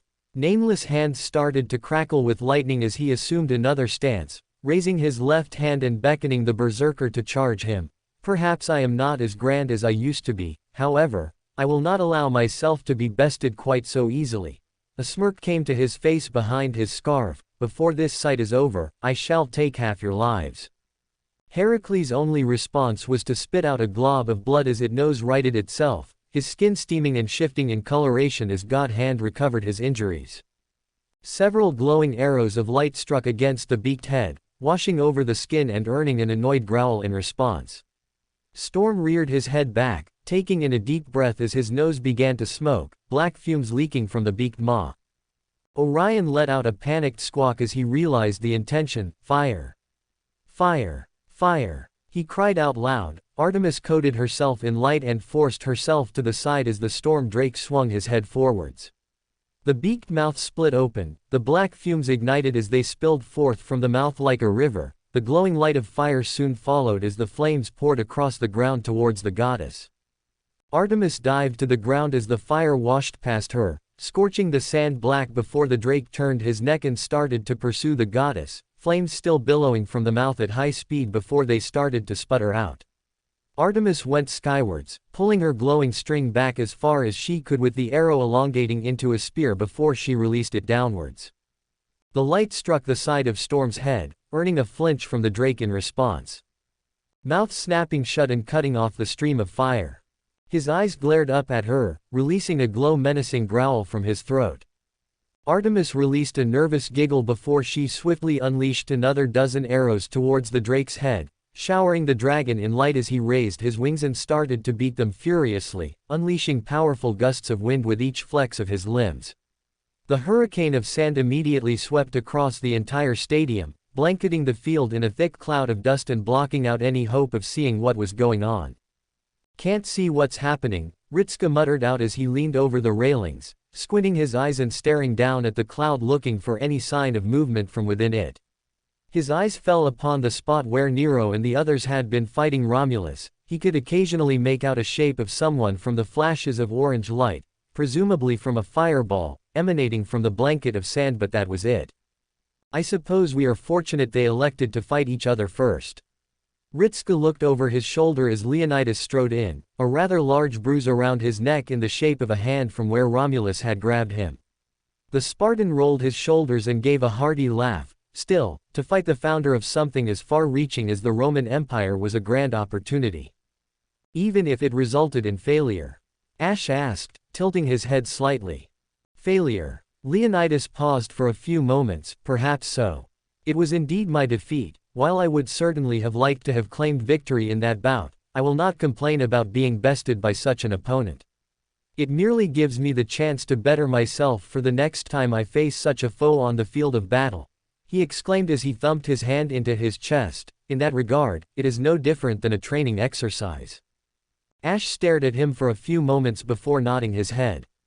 "The manner in which I was trained was similar enough. Die often enough to the same opponent and you will eventually learn their mannerisms and methods of fighting and claim victory. Leonidas gazed back at the saber in silence for a few moments before he eventually replied. Yes, although I would like to ask if the dying aspect was truly necessary. Ash blinked. It is not like I had a method of escape.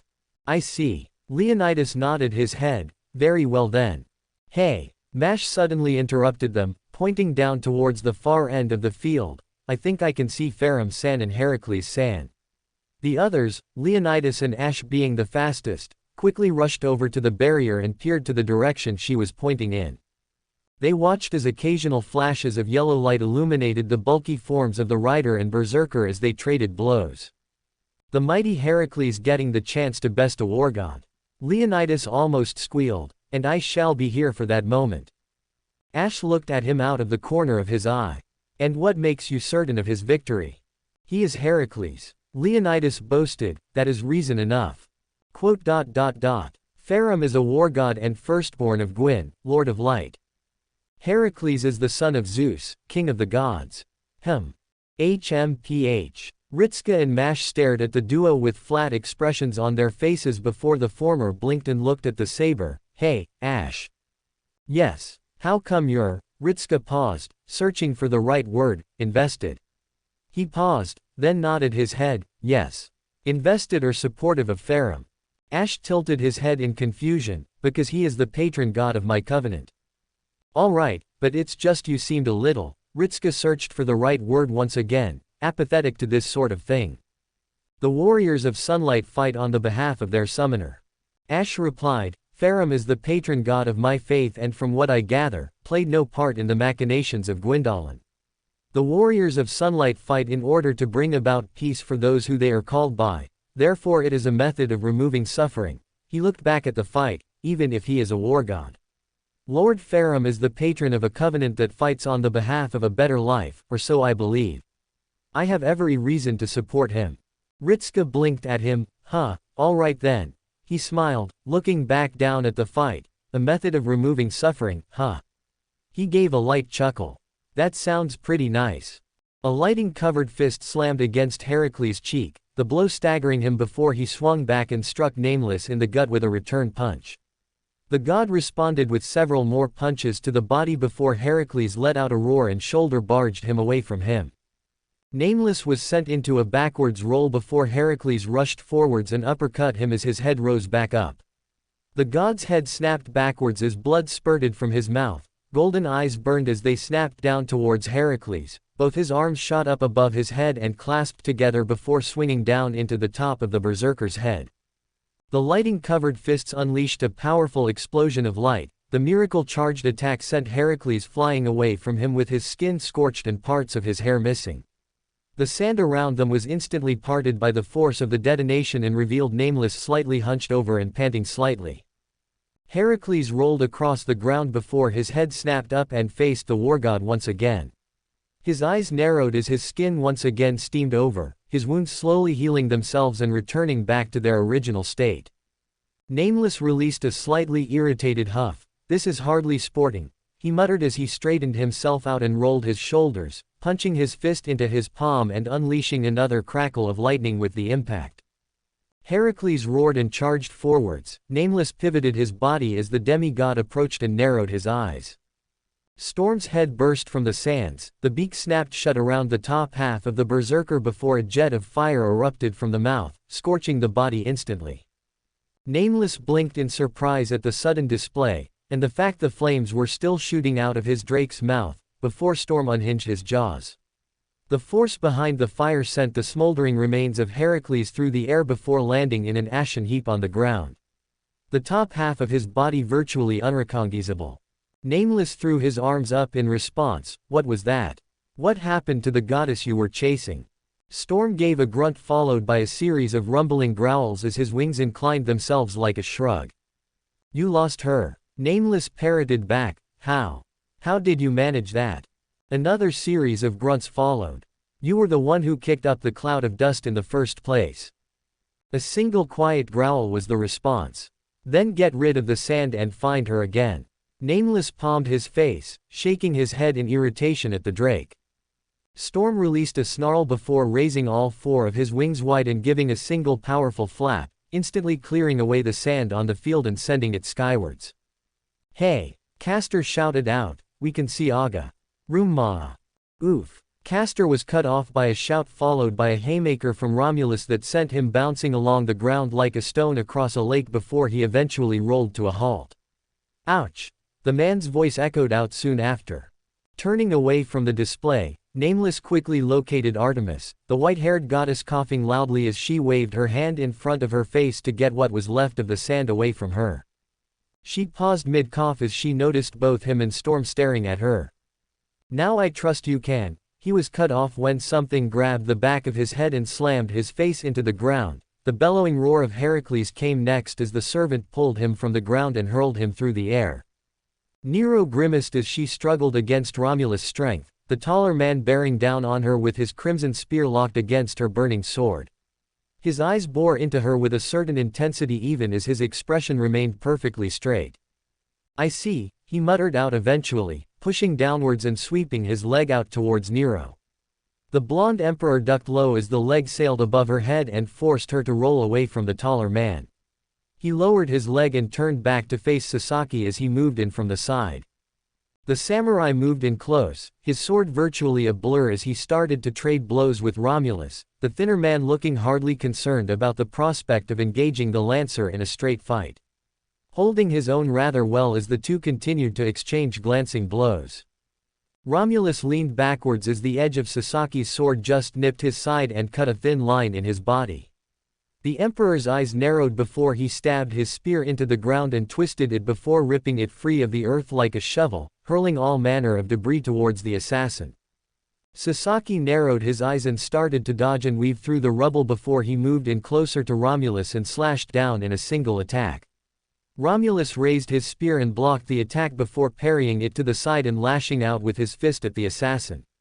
Sasaki dodged to the side to avoid the blow before he leaned back and swung upwards at the same time. This time managing to cut a thin line across Romulus' chest.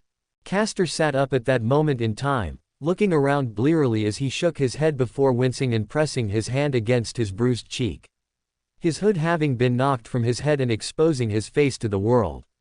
The man slowly sat up fully and looked around, his long white hair flowing freely and dark amber eyes blinking repeatedly as he tried to get himself accustomed to his surroundings before he shook his head and stood up. "OWWWW, he groaned, rubbing his face once again and wincing before his cheek embered up slightly before fading away and taking the bruise with it. The man rolled his shoulders and looked back towards the action.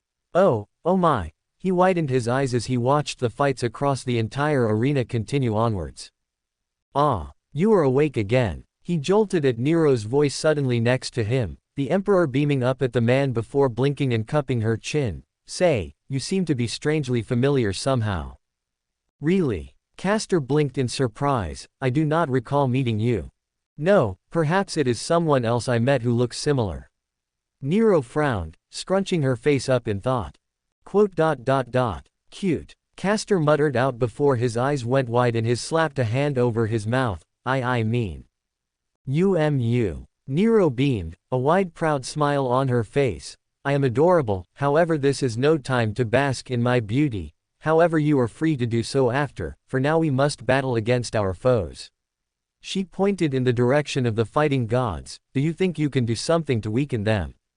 Castor shook his head before furrowing his brows slightly, looking over and nodding his head once. "I think I can." "Excellent." Nero reached out and patted him on the shoulder, earning a slight jolt from the man. "I am most satisfied." Well, happy to help." Castor quickly replied, giving a nervous smile and rubbing the back of his neck while his eyes looked away from Nero. Shaking his head, Nameless turned around as Heracles tackled into him. The god's legs dug into the ground to halt his momentum before he wrapped his arms around the demigod and hurled him to the side, freeing himself from the tackle and causing the berserker to roughly impact the ground. Nameless charged forwards, launching a haymaker into the side of Heracles' head with his right hand. The punch impacted and snapped his head to the side before doing nothing else. Heracles' eyes slowly trailed back to Nameless and glared up at him, His left hand reached up and tightly grasping his wrist, earning a wince of pain from the god before he swung up with his right arm. Nameless caught the fist with his free hand, stopping the attack dead in its tracks and glaring down at the berserker as he slowly rose to his full height, the pair now shoving against their opposite strength. Heracles let out a deep rumbling groan as he started to push Nameless back step by step, the demigod clearly the stronger of the pair, although Nameless hardly looked concerned by it. Dull golden eyes narrowed slightly at the berserker before he strained his body as far as it would go, slowing both of them to a halt and cracking the ground beneath his feet. Heracles followed suit, digging into the sand under him and leaning forwards with all his might, the pair straining against their opponent. Storm's jaws snapped closed in empty space as Artemis once again avoided being dragon food. The beast let out a low growl before it dashed after the goddess, continually biting at her and causing her to let out a slightly more panicked gasp each time. "We need the big guy," Orion muttered, looking past Storm towards Heracles fighting with Nameless. "That means we gotta swap opponents." "But he's scary," Artemis whined. "So's the dragon trying to eat duck," he exclaimed with sudden horror as Artemis dropped down, a jet of flames shooting out just above her head with the heat of the flames still felt by her clearly as she shot through the sky. Spinning around, she shot the next arrow towards the dragon's foot as it charged forwards. The light projectile slammed into its large toe and earned a whine from the beast in return, the animal barreling over in a tangled mass of limbs. Artemis let out a pleased cheer before watching as the dragon quickly shot back to its full height, righting itself and charging back towards her. Artemis ducked down low, shooting forwards and sliding across the ground underneath the dragon, and it rushed above her, the goddess firing off arrows as she went beneath it, the projectiles burning thin plates along the armor of the drake and causing it to let out a hiss of pain. Sliding back up, Artemis spun back around as the dragon slowed itself to a halt, rearing his body back and peering down at his chest and the black spots lining his plate armor where the arrows had struck. Storm let out a growl before they slowly shifted their head to look behind themselves at Artemis. The goddess wet her lips as the dragon seemingly glared at her for a few moments before his tail rose up. The extra limb slammed back into the ground, cracking the earth and releasing a small quake which had the goddess stumble slightly and rise into the air to avoid the worst of it. As she righted herself, she soon noticed a blur in the corner of her eyes. Her head snapped towards the movement, soon finding herself sailing through the air as the tail slammed into her gut like a hammer as the dragon spun around. Artemis let out a pained cough from the impact before she then let out a deeper gasp as her back crashed into the side of the arena.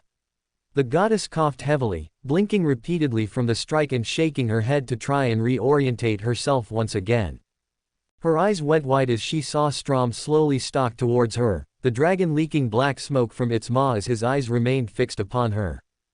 "Teach you to bully the only god I like." Artemis blinked at the sudden shout before a small blur landed on Storm's beak. The dragon himself looked rather surprised before letting out a hiss as Orion rushed the length of the beak and leapt across onto the right side of the dragon's head and clung onto the eyebrow, swinging his club down directly into the eye. Recoiling, Storm let out a pained hiss as Orion repeatedly struck his club against the eye and then the eyelids as the dragon snapped them closed to try and protect the optic nerve. All the while he was furiously shaking his head to try and dislodge the small bear from his face. "Get Heracles," Orion shouted out at the top of his lungs, "now dear." "But you look so cool," Artemis called back. "Are you sure you need he?" "Yes. Send help." "All right," Artemis called back, then turned towards the direction of Heracles and Nameless. Taking a deep breath, she drew back her bow and allowed the glowing arrow to manifest. She loosening the arrow of light, she watched as it instantly crashed into Nameless's back, the war god letting out a shout of pain before Heracles threw his arms wide and kicked the god in the gut and launched him away, his body skipping along the ground like a stone across a river before crashing into the side of the arena. "Little bro," Artemis hollered out, earning Heracles' attention before he could chase after the war god, his head turning in her direction before she pointed towards Storm. "Help Orion please." Heracles stared at her before giving a single grunt and throwing himself forwards. Storm finally succeeded in freeing himself from Orion, flicking his head to the side and sending the bear hurtling through the air while crying out. The dragon growled before turning his head back towards Artemis. only for the blur of Heracles to crash into the side of his head and barrel him over completely. The demigod let out a bellowing cry as he did so as the dragon fell onto his side while thrashing about wilding. Heracles leaned down and clasped both parts of the jaw and forced them shut, his body straining as he kept Storm from moving before he pulled up with his back. Heracles pulled as hard as he could, Storm's eyes widening as the berserker proceeded to bodily throw the dragon over his shoulder and onto his back while maintaining a grip on his beak. Storm tried to right himself only for Heracles to pivot and pull at the same time, Storm letting out a muffled cry of alarm as he was dragged across the ground and then released, ragdolling through the air and then crashing into the ground in a mess of ruffled feathers and limbs. Heracles roared and charged forwards once again. "That's little brother for you. Right, darling?" Artemis gave a prideful smile before she paused at the lack of response and looked around. "Darling." Her expression became slightly worried as she continued to look around. "Darling. You mean this?" She turned to the voice, only for her eyes to bulge out of their sockets and for her to crumble over as something impacted her gut at high speed. The goddess dropped to her knees and coughed heavily as a result, turning her head and seeing Orion lying near her with a dazed look in his eyes. A stomping sound which gradually grew in volume reached her ears, her head craned up while her face was still in a strained expression of pain as the form of Nameless loomed over her. She made to move back however found herself too slow before a large hand clasped around her neck, halting her movements and pulling her into the air. Nameless then slapped her bow out of her grasp with his left hand, sending the weapon skidding along the ground. "Not so fast," he coldly remarked, bringing his foot up and stamping down on Orion as the bear tried to get up. The small toy let out a wheeze before he stopped struggling. "Okay, I'm out of moves." Orion managed to get out through gritted teeth. "Now then," Nameless sighed out, looking between the two of them, "I can just as easily snap your neck." He tightened his grip around Artemis for point of reference, earning a wince from her. "As I can crush you underfoot." He turned his eyes down on Orion and glared at the bear, as if daring him to move. Orion gave a weak nod in response. "However, I shall offer you the opportunity for a surrender." He looked back at Artemis and narrowed his eyes, "But I would prefer a swift answer as I am." A distant rumbling sound went off as Storm was thrown into the ground by Heracles. "I am in a rush to be elsewhere." "A surrender sounds good," Orion muttered out from underneath Nameless. He then looked over to Artemis and smiled up at her with a very exasperated expression. "Really, you aren't all that cut out for this type of fighting anyway." Artemis pouted slightly, her shoulders deflating. "But I was good at it. I won too." Nameless gave an incredulous hum in response. "Your surrender." "Fine." Artemis huffed. "We lost." "Excellent." He grunted, then paused and looked up before growing behind his scarf. "Where are all the flames going?"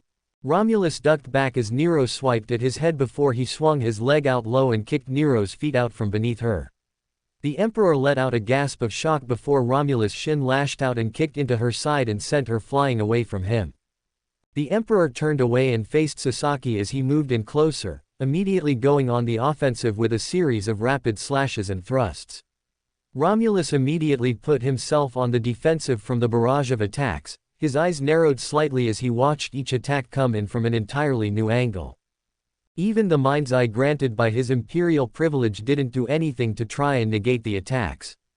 As if each one was entirely unpredictable, which was rather impressive and slightly worrisome.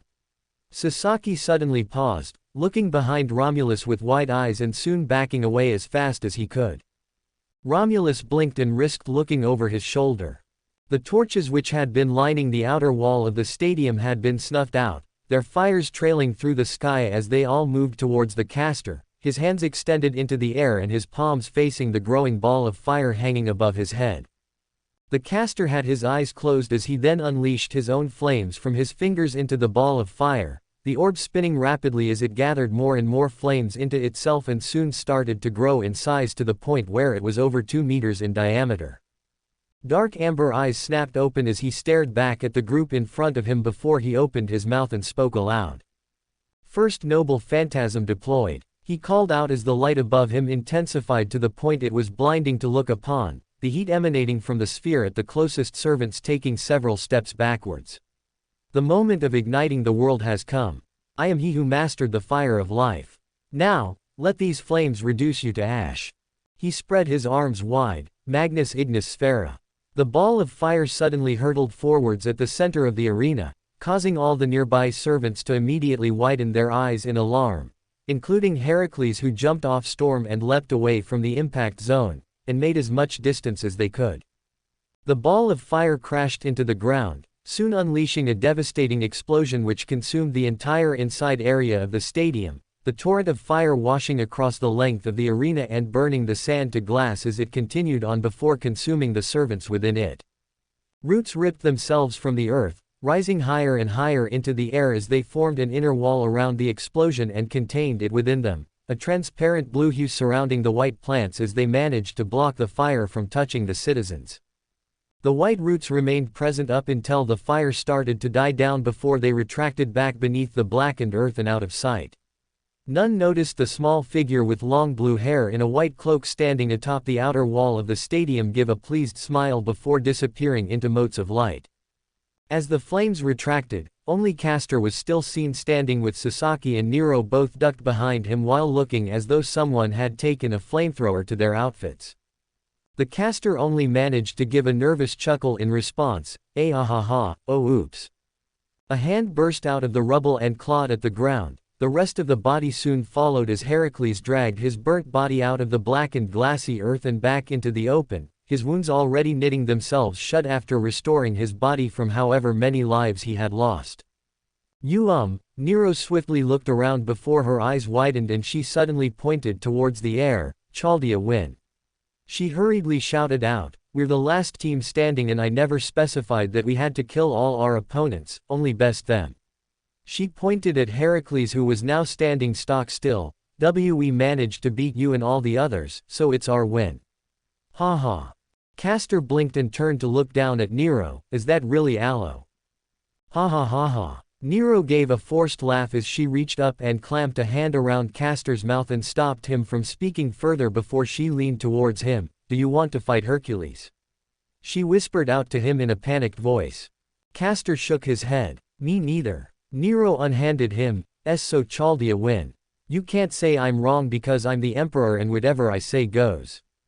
You know, ordinarily I would debate the legitimacy of what she just said, Romani remarked as he stared down at the arena, but I think it's best that if we overlook it in this particular case, right everyone? Did that Castor just kill everyone else? Ritska found himself asking as he pointed down with wide eyes, also is it me or does he look like Solomon? Mash nodded her head, yes senpai, he does. That's freaky. Romani added on with a shiver, really freaky. Yeah, Da Vinci chuckled from behind the doctor, earning a flat look from him in response. So, what now? Ritska asked as he turned to Olga, director. Now. Olga groaned, now we get our Grail and get the hell out of here. She grunted, not even making an effort to hide her annoyance, I've had enough of Rome to last the rest of my life. And, yep, Nero wins through cheating again. Because that's how she would win everything, and whether you hate it or not, it's perfectly within character for her to do that. Anyway, Nerifest ends next chapter, so you can all look forward to that. Also, I may or may not have revealed a hint for Castor's true name, but you're gonna have to wait for it to get revealed in full before I give any stats. Will it be the next chapter or will it be when he's summoned? Who knows?